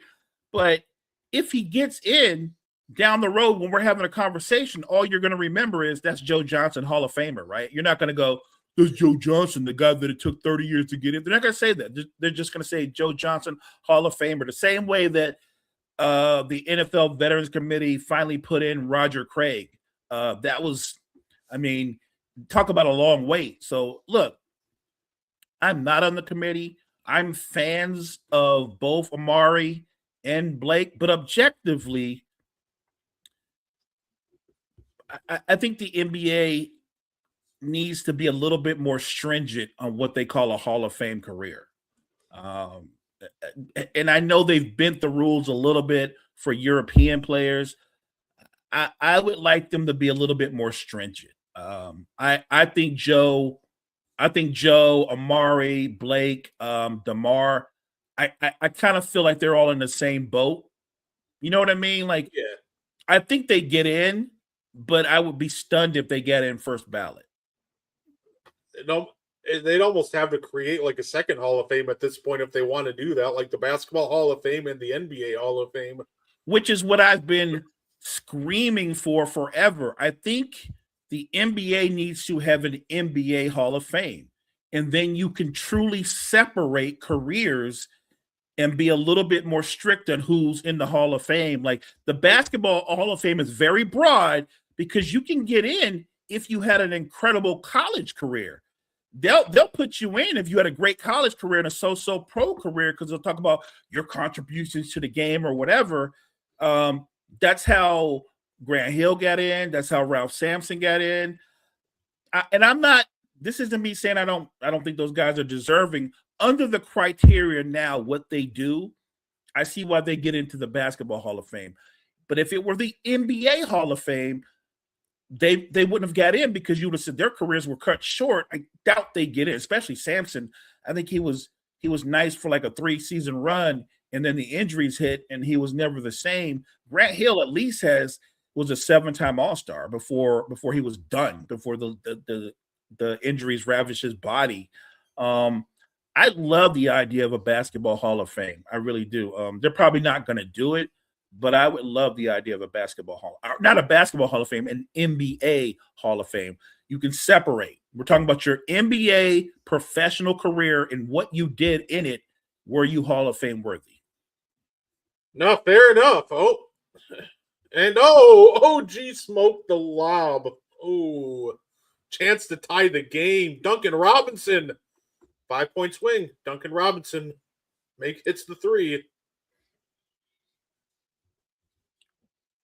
Say you got to finish the easy ones. If you're facing a good team like Detroit, you can't let the easy. Agreed. You can't smoke the layups. Say Cat's cooking now. 4-point play, good dunk, and yeah, okay, Cat's starting to get aggressive, and that I feel like that's exactly what they needed with the entire like Detroit center rotation wrecked. It's kind of annoying that he didn't try to get going sooner. They need a big game from Cat this game, and not just because Doran and Stewart are out. He needs to build his confidence up for playing and competing against the Pistons because at some point he will have to deal with Doran and Stewart, and he needs to match their physicality. Yes, it is, Kyle. 100%, Kyle. I think everything they do in the regular season, they play hard, but I would argue this. They're very similar to Pat Riley's Miami Heat teams and some of the Knicks teams. They play the regular season like it's the postseason. But what happens to them in the postseason when he doesn't have a viable number 2? Like Jalen Duren, I love Jalen Duren. But if Jalen Duren is your second offensive option, you're in trouble. That's not enough. You need another person on the wing that can get you 18 to 20 a night consistently. They don't have that on the roster right now. And Duncan Robinson, 8-point game. OG misses the easy 3 on the other end. Duncan makes him pay. And Cat's going to go to the line for 2. I don't understand this either. It's kind of funny. Like the Knicks will literally cover everybody in transition except for Duncan Robinson. The best shooter of the Pistons. Right. Good job. That was terrible. Like Mikal Bridges takes an unnecessary gamble to go for his steal. And in doing so, now he's way out of position to where Duncan Robinson has check the wind warm-up 3. Say the Knicks just got to be a little more disciplined on the defensive end right now. Like, find the shooters. And like the Pistons have plenty of non-shooters you can take chances off of and take risks. Facts. But just don't take a risk off the one guy on the court that you genuinely cannot do that with. Right. The one guy you should never leave. Right. Agreed. Say, like, if that was a Sewer Thompson in the corner, yeah, go for that steal. You can recover back to a Sewer without much of an issue. But say Duncan, nah, you can't be doing that. And I think that's another issue with the Pistons that makes them so unique to be at the top of the East. They don't shoot the 3 ball consistently as a team. I mean, you have Duncan Robinson, but outside of him, they don't have a lot of shooting. No, they got to the top of the East off physicality, hard defense, and yes. Agreed, 100% agreed.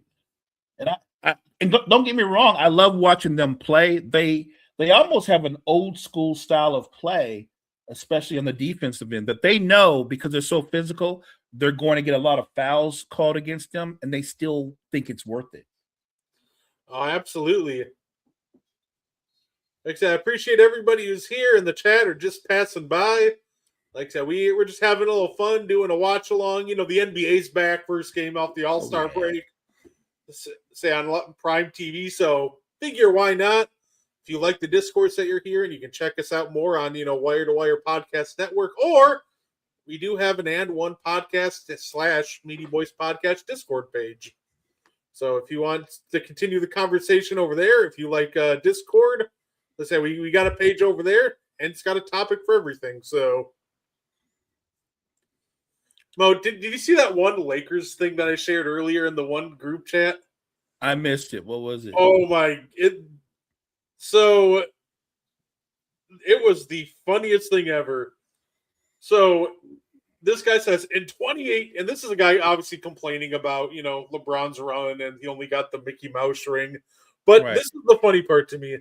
In 2018, the Lakers had a young core of Brandon Ingram, Julius Randle, Kyle Kuzma, Josh Hart. Those first four names make sense, though, right, Mo? Right. This next name kills me.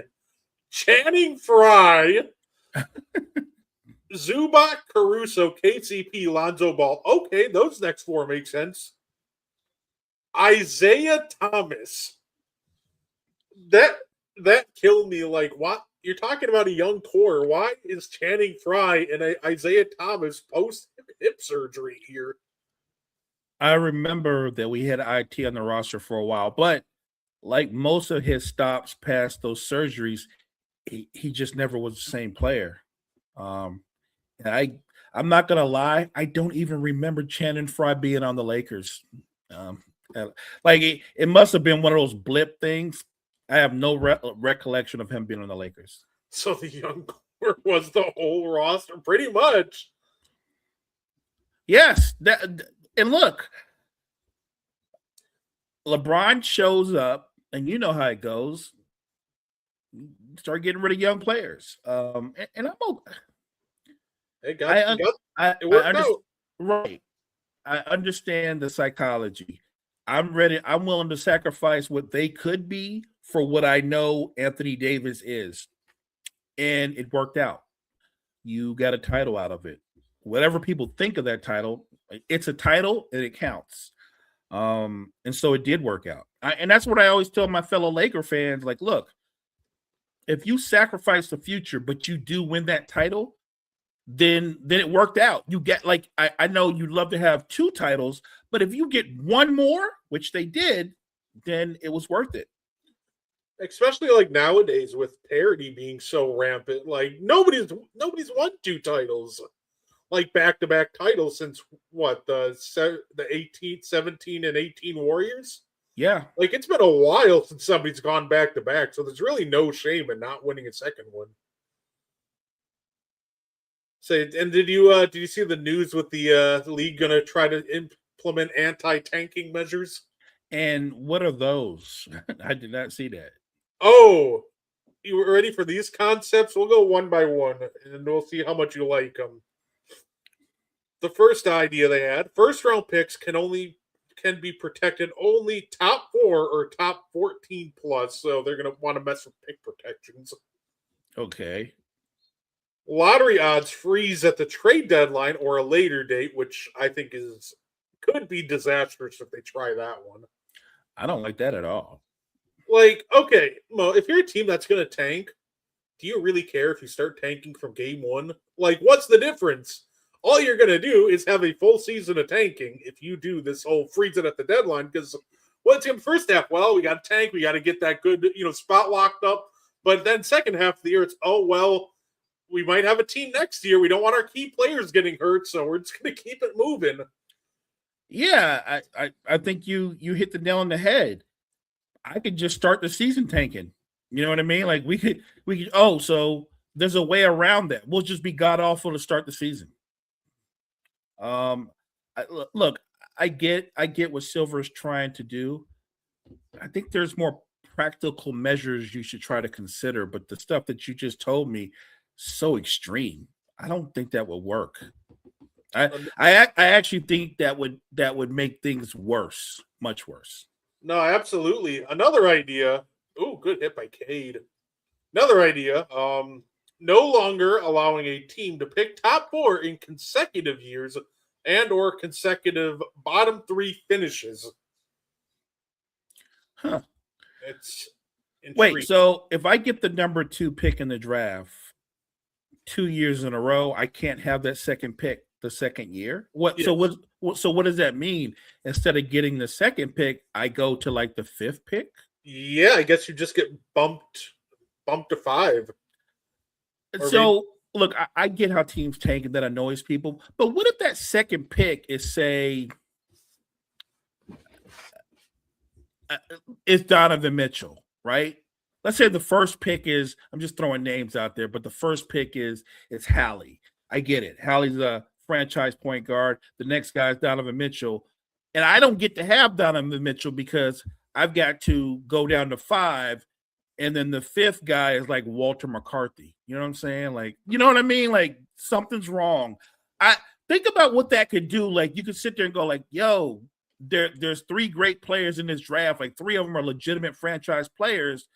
And because we get bumped down to 5, we have no shot to get any of them. Like, I don't like that at all. Yeah, I was a big fan of that one either. Teams can't pick top 4 the year after making the conference finals. So pretty much it's just going after teams that traded for really bad teams' picks. Okay. Like, I guess. Like, whatever. Say this one is the funniest one to me, Mo. Lottery odds allocated based on a 2-year records. And my response to that one idea, Mo, was, what does that change? Like, do the Kings look better if I go, well, look at last year's record? No, they still suck. Like, do the Pelicans look better if I go, but we look at last year? Like, no, they're like slightly worse than they were last year. They weren't a good basketball team last year either. Right. Like, the really bad teams, I think it's funny because the teams that they keep mentioning, like the Kings, like, what the fuck is that going to do with the Kings? Like, buddy, they're going to be in the lottery every year until like the second coming. Like, that's not going to do anything to curb them. I don't understand that way of thinking because, like you said, the Kings,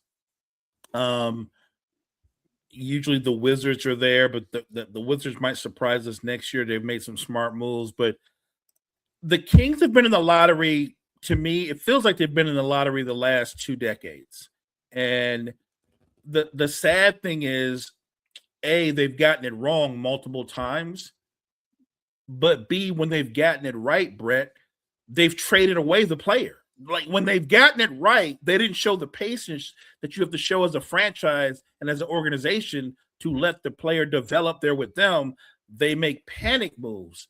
Like, if you're a fan of basketball, and I told you could have a backcourt of Halliburton and De'Aaron Fox, you would probably look at me and go, yo, that's a nice backcourt, Mo. Both guys can make plays, both can score.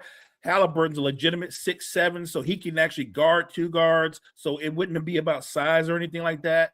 And yet the Kings thought, no, we need to get rid of one of them. The funny part is, Mo, if we had like a thing where we did a tournament and all the teams just had players that they drafted in the past decade, the Kings would arguably have the best guard room in the league. Like, you would have 3 all-NBA level players in your guard room. And not many teams can say that. I mean, 3 all-NBA point guards, and not many teams could pull that off because, of course, they drafted, like, IT, and then they drafted, Fox, and then they draft Hallie. Like, they're actually, like, have a good eye for point guard talent. They just don't know how to keep said point guard talent. That's it right there. But and I get their plight, right? Because they're a small market, so they can't have 3 max guys and be a mediocre team. Think about the 2 years ago, they were on this incredible run, but in reality, they just lost in the first round of the playoffs to the Warriors. But that was like the highlight of the Kings over the last decade. You know what I mean? Like, outside of what they did with Chris Webber, they've been very bad for a long time. And before Chris Webber, they were very bad for a long time. And now they're back in a situation where look, this isn't me rooting against Sacramento as an organization, but they look like they're on pace to be very bad for a long time again. I'm keeping this up here for Kyle because I do actually agree with this at the end of the day. I think here's the thing: people are making too big of a deal about tanking. Here's my thing, Mo: are half of these teams tanking, or are they just poorly run? Like, you cannot convince me that like the Chicago Bulls are tanking. They're not run well. Like, you can't convince me that the Sacramento Kings are tanking. They're Facts. just not run well. Like, Yeah. half of these teams will be like, oh, they're tanking. Like, some teams are. Like, Utah, I think, is pretty shamelessly doing it. But at the same time, like, a lot of these teams, too, they're just not run well. Like, there's a difference between the two. No. And that's the funny thing, right? I don't think the Kings and the Wizards, again, I don't think they're tanking. I think they're honestly that bad. You know what I mean? Like the organizations are run wrong. In the talent and the roster that they put out on the floor, they're legitimately that bad. I don't think when you look at Sacramento's roster top to bottom, they don't have to throw games. They could give you their best effort, and they're probably going to lose anyway. Honestly, they're just not good. The Wizards, I think they haven't been run well, but to their credit, I will say at the trade deadline, I thought they were going to make panic moves. They made interesting moves that I think if you keep your young assets and you keep your picks, they make you flexible. If Trae Young and Anthony Davis don't work out, I don't think that kills the Wizards because they didn't give up anybody. And I'm not used to saying the Wizards making smart moves, but somebody in their front office thought outside the box. And it didn't cost them nothing really. But I think you're right. Utah actually has a ton of talent. I mean, I'm not trying to be crazy, but if they played their best players consistently, they probably have a legitimate shot to make the play-in. But they're, Danny Ainge and company, they're invested in trying to add more young assets and get a better draft position. I'm not even mad at that. Like, I hate that people make it out like tanking is this new disease in the NBA, Brett, when it's been around for forever. And if we didn't kill the Sixers for basically tanking for 4 years, trust the process.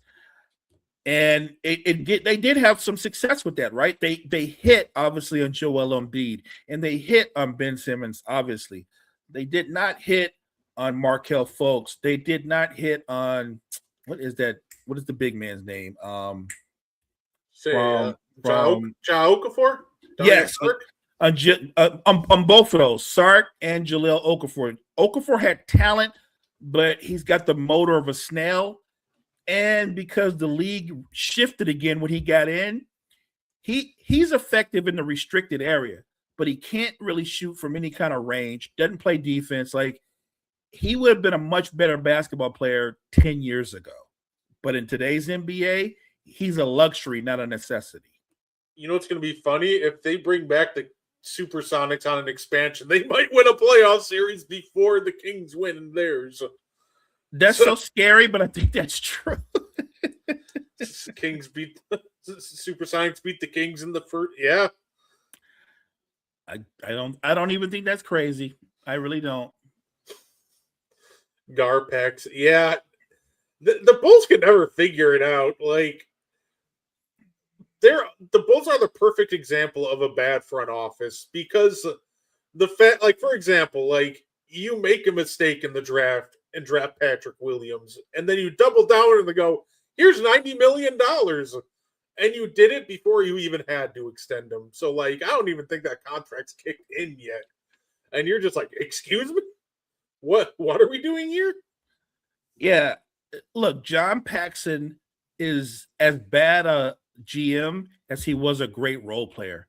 He stinks. God. John Paxson just repeatedly cripples the franchise. And I'm on board. If you tell me, look, we think Zach Edey is a building block. Not saying he's the main guy, but he's the main guy right now, but he's a building block of what we could have. I like Zach Edey. I like Bucelis. I think Bucelis has a bright future. But I don't understand some of the moves that they made because they lack the patience. Look, first of all, I want to know who their scouting staff is, because whoever looked at Patrick Williams up and down repeatedly and brought him in for multiple workouts and said, this is the guy.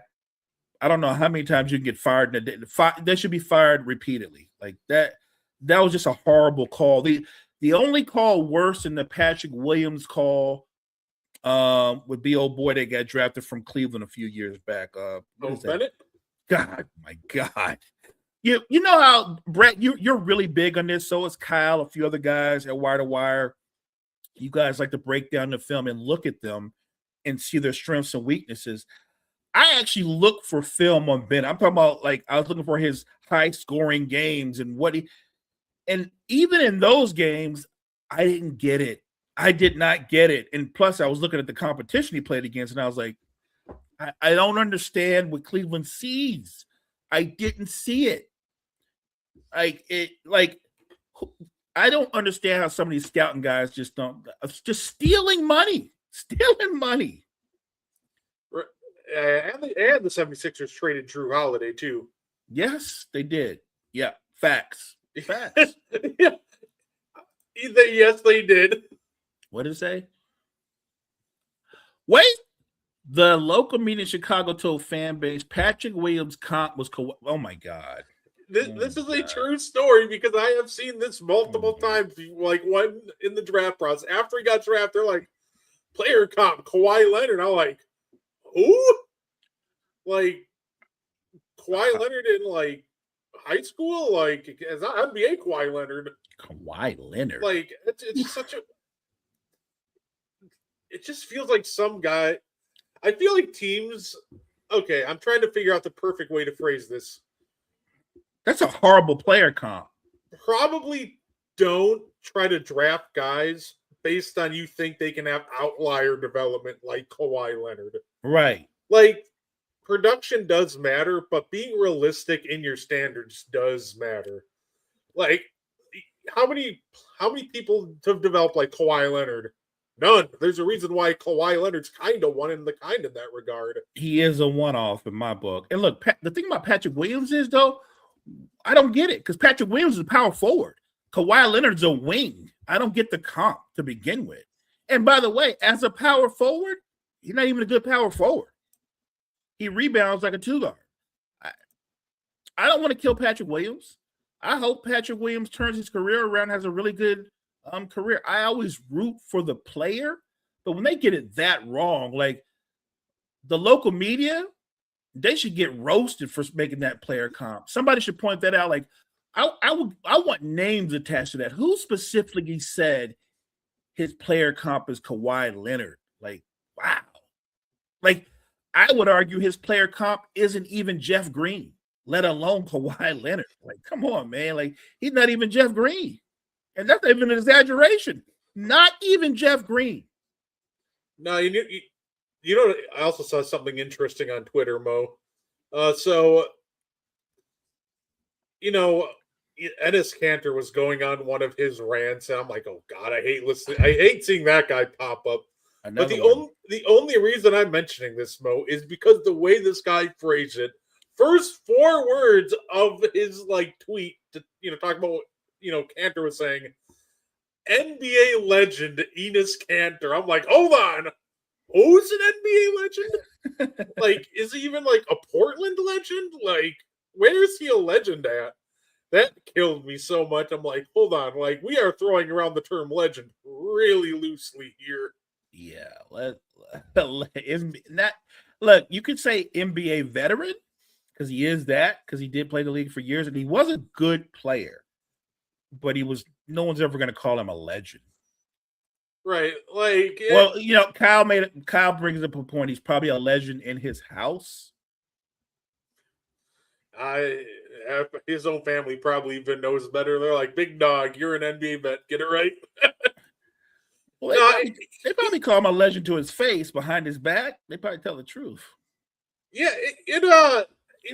it's weird with him because he always claims like, oh, the NBA blackballed me out of the league. I'm like, brother, you're out of the league because you can't guard a pick and roll. Like, you couldn't defend anything. Like, you can rebound, and you could score like 2 feet away from the basket. Like, you can score from the post, but Yeah. the problem is like you'd give up like 30 points a night defensively because you genuinely had no idea how to guard the pick and roll. So it was just easy money every time you put him in the action. I could have said it better. Enes Kanter, and you can look up this player's name and look up this player's numbers. He probably was actually better than Enes Kanter, but I would say Enes Kanter is a modern day Ronnie Cycli.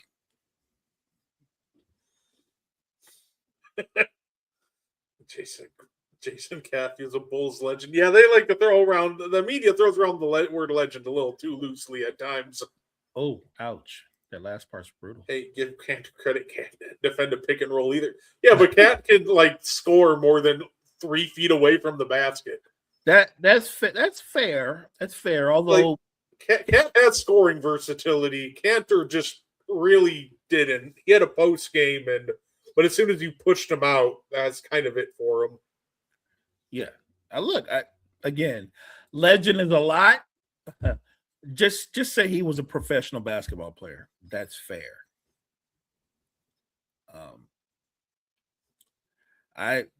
Some of these people, man, they say some wild stuff, but I guess that's the yin and the yang of sports media. We just have to adjust to it to some degree.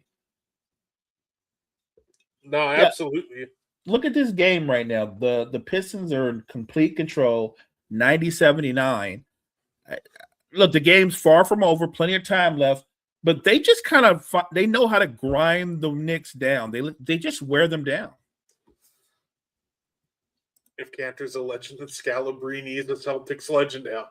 I actually would accept the Scalabrine one more than the Cantor one because if nothing else, Scalabrine's got a cult following. He does. Scal's got a cult and he's got a really big personality, especially when he came with the Red Mamba. I love yeah. I love that. I respect him for doing the scallenge, for finally showing like people how big the gap is between NBA players and real people when Oh yeah, I've seen a couple of those games, and yes, there's a big difference. Yes, yeah, he just works everybody. I'll be like, here's a D1 player. Yeah, final score is 11-1. Like, oh, nice. I saw a post that was you got a chance at $1 million. Who are you trying to stop? And it gave you the options of say Ant, Jalen Brunson, or Shea or Luca. I'm like, I don't think there's a good answer. Look, if they're really going full bore, I'm not winning $1 million. Right. I guess so you're just telling me I'm not getting the million is what you're telling me. Like it's you guarding them one-on-one. I don't think the best thing I could do is foul them and frustrate them to where maybe they take a bad shot. I don't know, but actually stop them. Realizing, Brett, to start with, they're probably going to have like a good well, maybe not Brunson, but everybody else is going to have at least 2 inches or more on me to go with their athleticism and skill. Like, and everybody you named, yeah, stopping them. The best defenders in the current NBA don't stop the guys that you just named. Right? You gotta give me a better shot. Like, tell me, can I stop Jackson Hayes? You know what I mean? Like, I think I got a shot. Yeah, right. Like me, like I don't even know who I'd pick. Like, maybe I could bait Luka into shooting a 3, which he probably just makes anyway because no pressure, empty gym. But I guess that's a lower percentage shot. Like, maybe I can bait Brunson into shooting a 3, which is probably going in anyway. But yeah, I thought that was funny because there were guys and they're like one guy was like, yeah, no, I'll go against Brunson in my prime. I think I could maybe get a stop. Like, Who are you? Is this like a Tony Allen burner account? Yeah, look, man, and I guess most people would think of the guys you named that Brunson would be the easiest to cover. He's not easy to cover. He might be the easiest of that group, but you're not stopping him. The average person is getting gobbled up. They're getting owned. That's just reality. Say Brunson has some of the best footwork in the league, and he's built. Like, he's not like tall, but he's just like strong. Like, he can bump guys. Thank you. And I think that's what people forget when they say, well, he's small. I'm like, no, he's not tall, but he's definitely not a small man. If you look at Jalen Brunson, he looks like an NFL safety. This cat gonna get back in the play. There we go.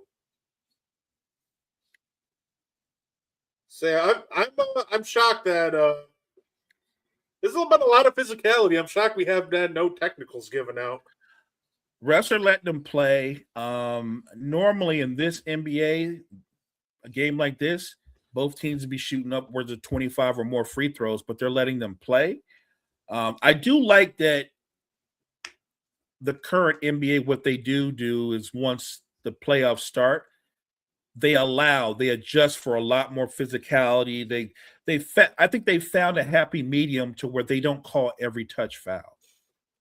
No, absolutely. Yeah, Brunson's frustrated. That was a nasty block.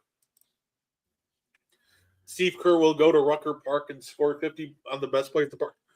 Hey, if people don't understand the gap, I watched Marjan Beauchamp, who's literally out of the league like a year later after he did this, like go drop 81 in the Pro-Am. And obviously the Pro-Am has other pros like D1 players.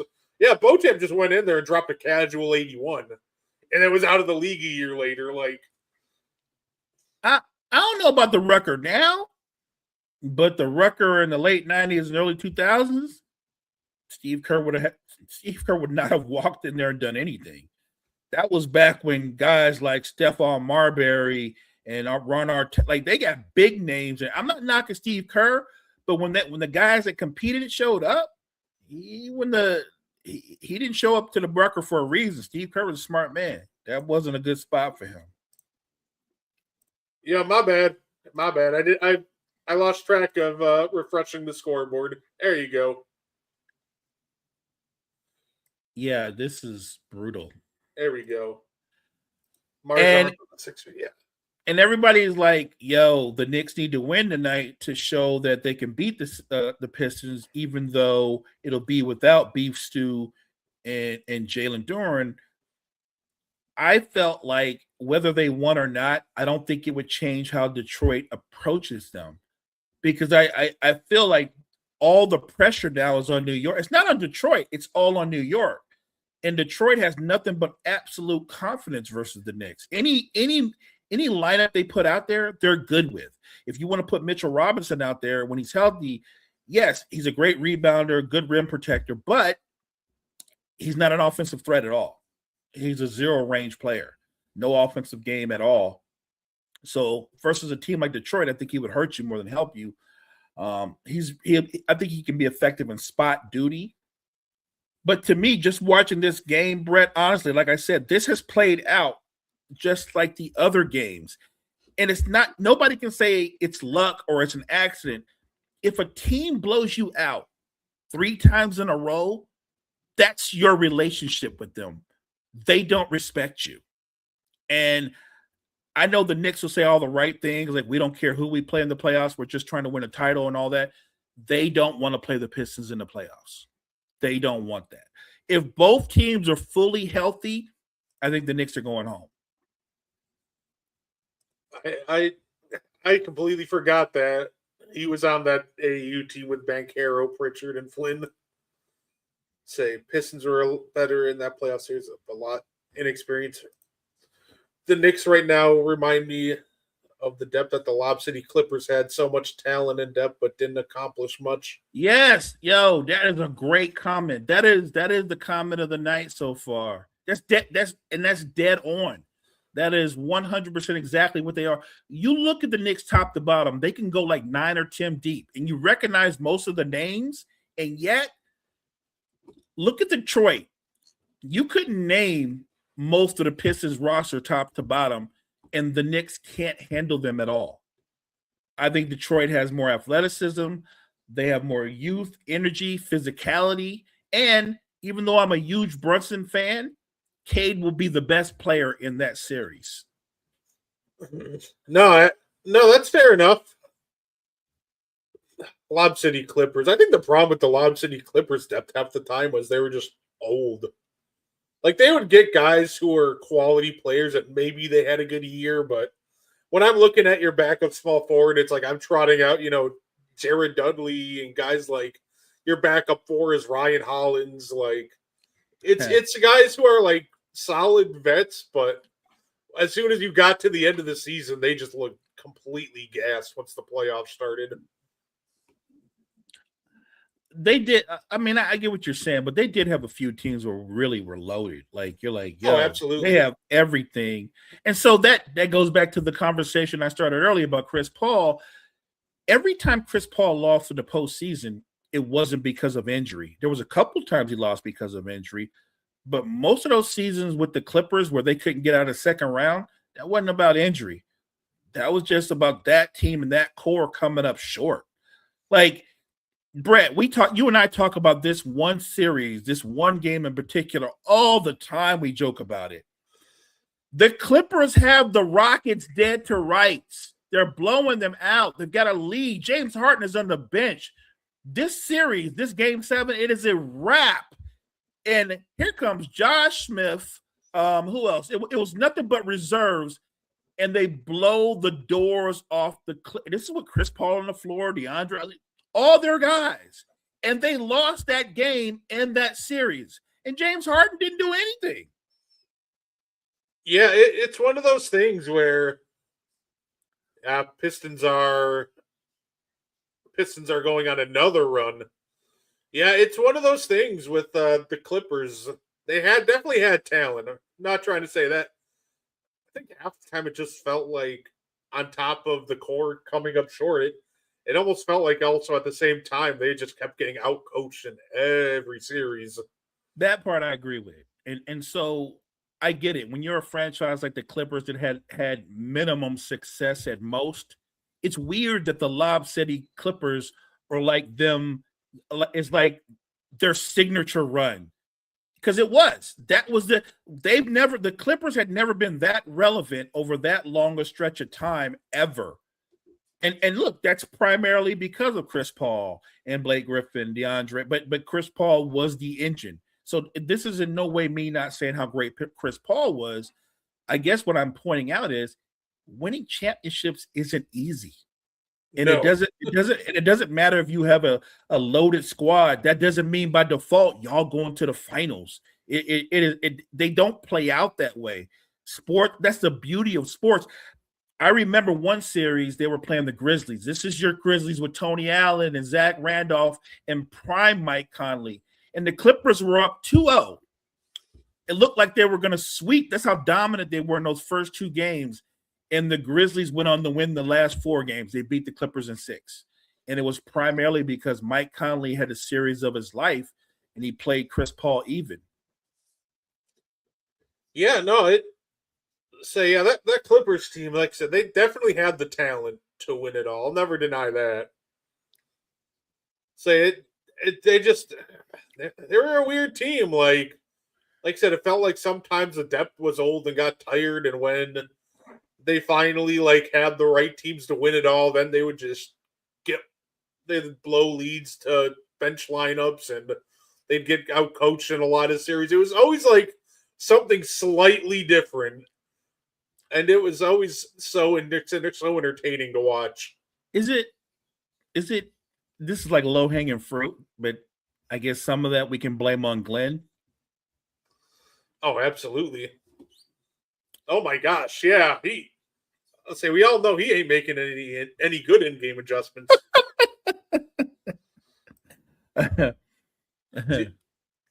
Said Knicks fans, I will sleep great tonight. Yeah, fair enough.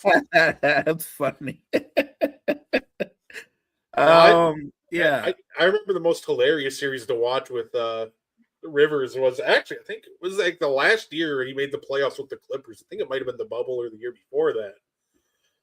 But no, it was watching them get brutalized down low. I believe they were playing Denver.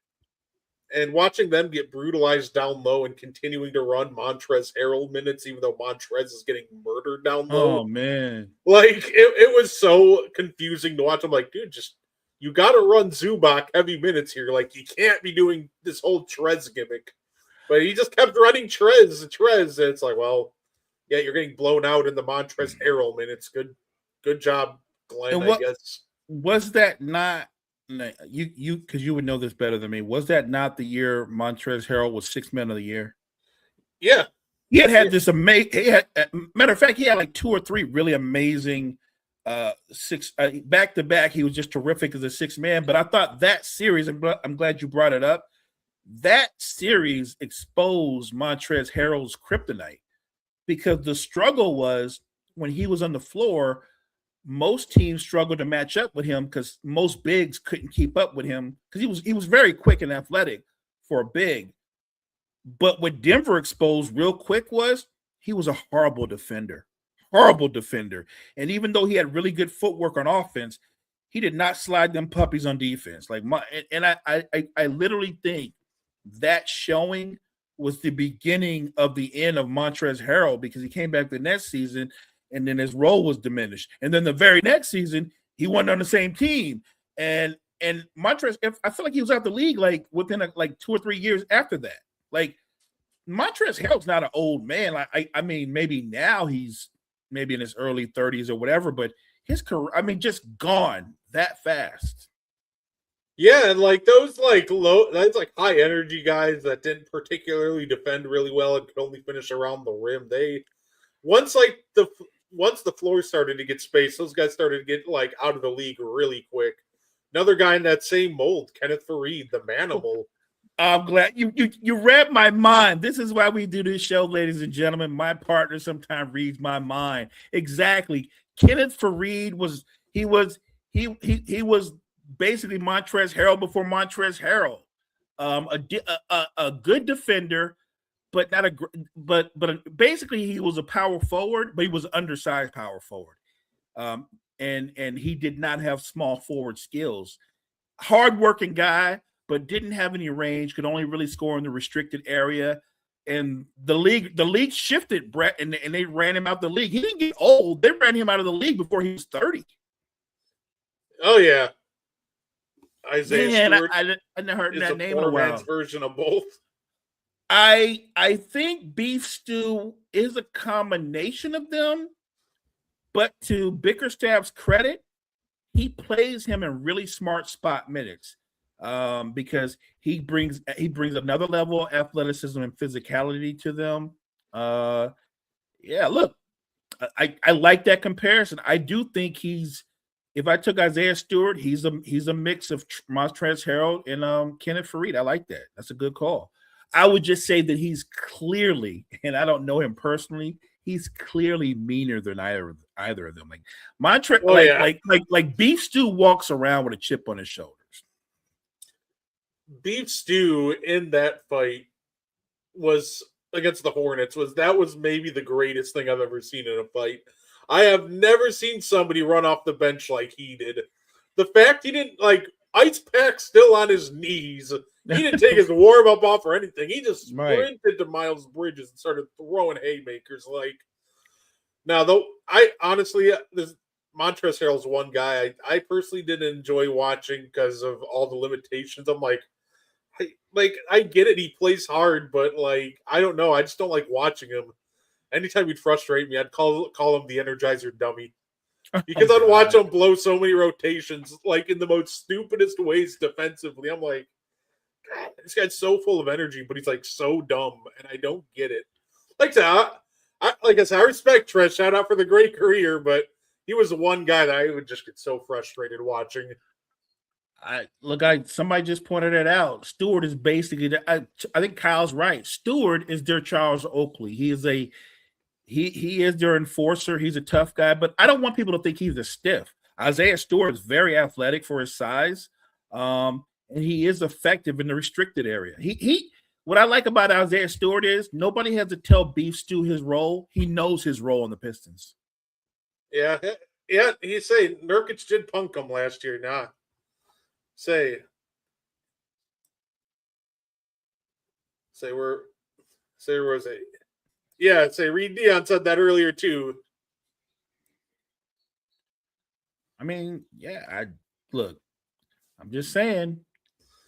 Now, you know what's funny though? My first thought when I saw that fight and what Stewart did, my first thought too was, man, we are lucky that Ron Holland is not playing in this game because Ron would have been in there too. The Pistons draft a lot of guys that are really good and fun, really tough players that they're just ready to scrap. Like they try to almost draft toughness, and it shows itself when you get guys like Ron Holland's never back in.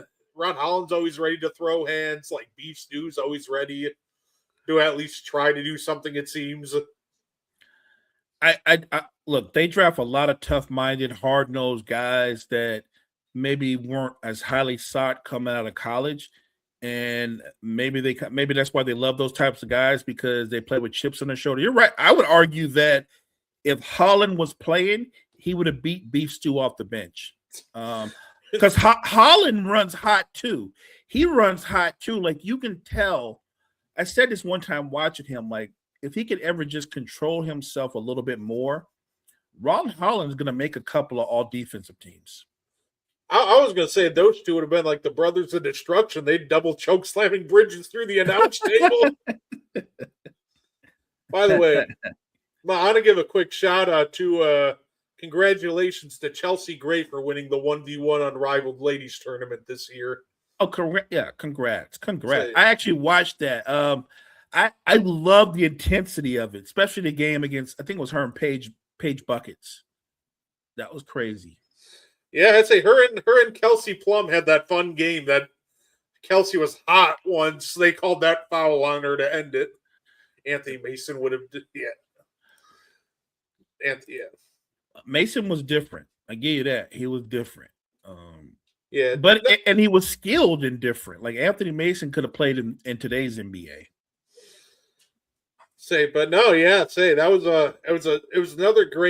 It was a great weekend for women's basketball. I love Unrivaled. The 1v1 tournament's always a blast. I woke up, by the way. You mentioned Anthony Mason, and that reminds me, I woke up and immediately had my day ruined. Because I wake up and you know what the first thing I see is? What's that? It is the anniversary of the Ray Allen trade for Gary Payton. I'm like, oh, I hate everybody for telling me that. Like, I tried so hard to forget that trade ever happened. And then, I wake up on Twitter, and the first thing I see, it's the anniversary. I'm like, I'm going to punch whoever posted this in the throat. Please delete this. I don't need it. I had somebody on the comment section, and somebody in the comment section was like, well, maybe in a couple of years, the, Drew for Dame trade might be worse than this. I'm like, I promise you it's not. Nothing that is the worst trade in Bucks history. It's going to be challenging to top that one. I think it is the worst trade. I know a lot of people would bring up obviously Dirk for Tractor Trailer, but I'm not going to call that the worst trade because they both came into the league as rookies, and even though people were aware of what Dirk's potential was, nobody knew what he was going to be. Nobody knew. Even at the time when you guys traded for Tractor Trailer, I was familiar with Tractor Trailer's name and his game. I didn't know as much about Dirk. So I think a lot of people were the same way. It ended up being a horrible trade, but I don't think any trade, when you actually know what you're dealing with, here's Ray Allen. He's just getting ready to go into his prime. Here is Gary Payton. He's actually just getting ready to come out of his prime, and you make that trade. Yeah, you didn't know what Dirk could. You knew what he possibly could be, but he wasn't that when you traded him. So, And the Dame and Drew trade, like at the time, it made sense. And a lot of people picked the Bucks to be the favorite to come out of the East after it was made. The Bucks needed to fix their half-court offense. Go get Dame. It made sense. Like Ray Allen for Gary Payton just didn't make sense from the jump. Ray Allen was a guy who, by all measures, would have stayed in Milwaukee. He liked Milwaukee, but instead we got into a power struggle between him and George Karl. And Karl said, it's either me or him. And they picked George Karl. So if you're going to trade Ray Allen, you go, well, hey, let's get a good package for Ray Allen. No, we got past his prime Gary Payton, who was a free agent at the end of the year, played 18 games for us, and then just left. So we got 18 games of Gary Payton. And then George Karl leaves anyway. Sure. George Karl's such a jerk. I can't stand him for that. I can't stand him for that. Like, I will always be, I think I'll always be a George Karl hater just for that trade. I don't remember who did the Bucks get when they traded Glenn Robinson, Big Dog. Oh, the Kukoc and Leon Smith. I think I would have kept Big Dog. Yeah, because that was Kukoc going into his journeyman role. The two of them combined isn't what Big Dog was. So I have to think that was more than about basketball. Maybe, I don't know. Maybe Glenn Robinson was kind of a knucklehead. I don't know. But you can't tell me getting Kukoc and Leon Wood for Big Dog is an equal trade. Yeah, it wasn't a good. Well, we got a first round pick out of it too. I think that was the real, like, Kukoc in the first, and then, like I said, Leon Smith was just kind of there to make salaries work. Okay, but gotcha. It wasn't. There's a good video on, I think it was by Secret Base, about like the dismantling of like the early 2000s Bucks team after they pushed the Sixers into 7 games. Yes, which they should have won that series. Yeah, and it was just a lot of like just petty stuff. Like Anthony Mason comes in and he wants to change, like he doesn't like, us, a lot of our guys being jump shooters. Like it was just a lot of unnecessary like high school drama and backstage politics that kind of broke up that early iteration of the Bucks. But yeah, I absolutely recommend, if you're interested in that, Secret Base, I think it's Secret Base. They did a whole like thing on the early 2000s Bucks, and it goes into great detail. It's terrific. I'm with you, Kyle. I was a big Glenn Robinson fan. Like people forget, Big Dog was nice. I'm not saying he was a great defender, but he was a bucket getter. He could shoot with range, had a post-up game, underrated athlete. I was so big on him, and I won't forget this. This is was it a playoff series? Yes, they're playing Orlando, and T-Mac makes it his mission to guard him. And he just shuts Big Dog down, and he starts calling him Puppy Dog for the rest of the series until the series was over. But yeah, I remember that. By the way, there's no shame in T-Mac outplaying you because T-Mac was a hell of a player before he got injured. Here we go. Here you go, Mo. Jamal Mashburn or Glenn Robinson? So I'll do it this way. Mashburn is a better all-around player, but if I'm looking for a small forward that can get me buckets consistently on a nightly basis, I'm going to go with Big Dog. Mashburn it's weird because he was a huge scorer in college. He got to the pros. I think he had a couple seasons where he dropped 19, but he wasn't really that big a scorer in the pros. He did a lot of things really well. And you can't say his career was a bust, but I don't think anybody thinks Mashburn had the kind of career that people projected him to have. If I had a choice between the two, I would take Glenn Robinson. I'm more of a Big Dog guy myself. Obviously, I might be slightly biased by being a Bucks fan, but right. I think the big difference is like what you touched on. I think Glenn just did a lot of the little things better than Jamal Mashburn. I think Mashburn was like the better pure scorer between the two, but I think, Big Dog was more well-rounded. So, like, I personally am more of a Big Dog guy, but I also think that big dog just kind of complemented like a lot of the teams that the Bucks had. So like for my Bucks, like you know, when you already have scorers in like Ray Allen, like you know, Glenn Robinson could slide in and be your number 2 scorer occasionally and Right. do a lot of the little things well.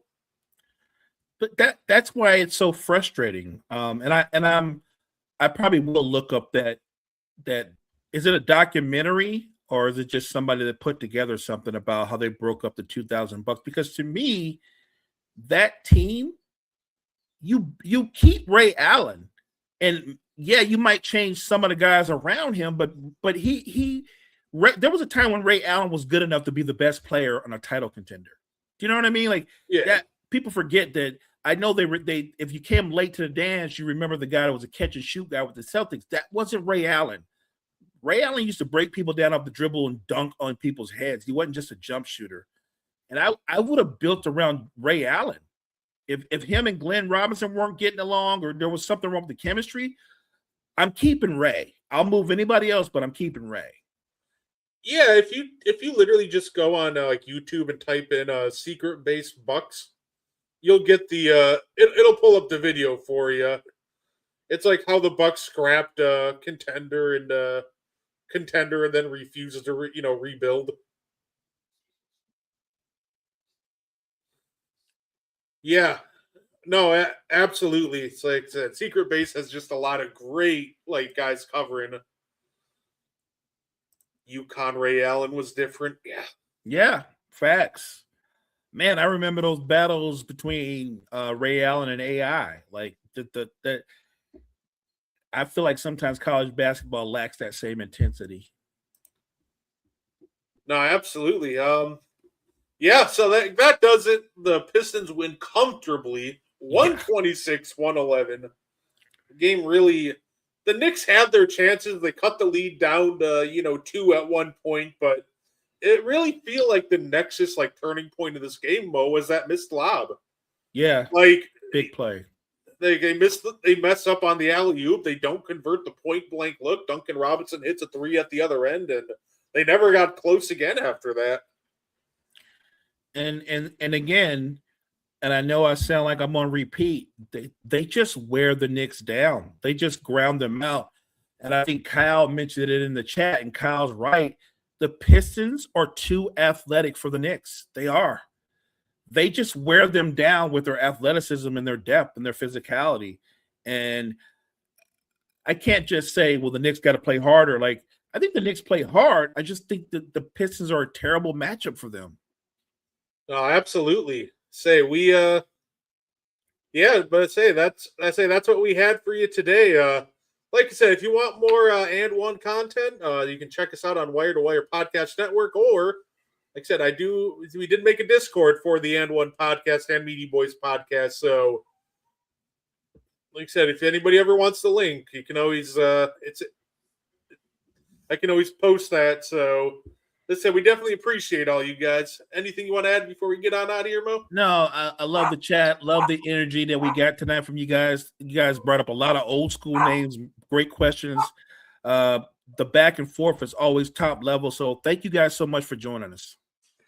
Absolutely. Like I said, thank you for tuning in, and we hope you enjoy the rest of your night.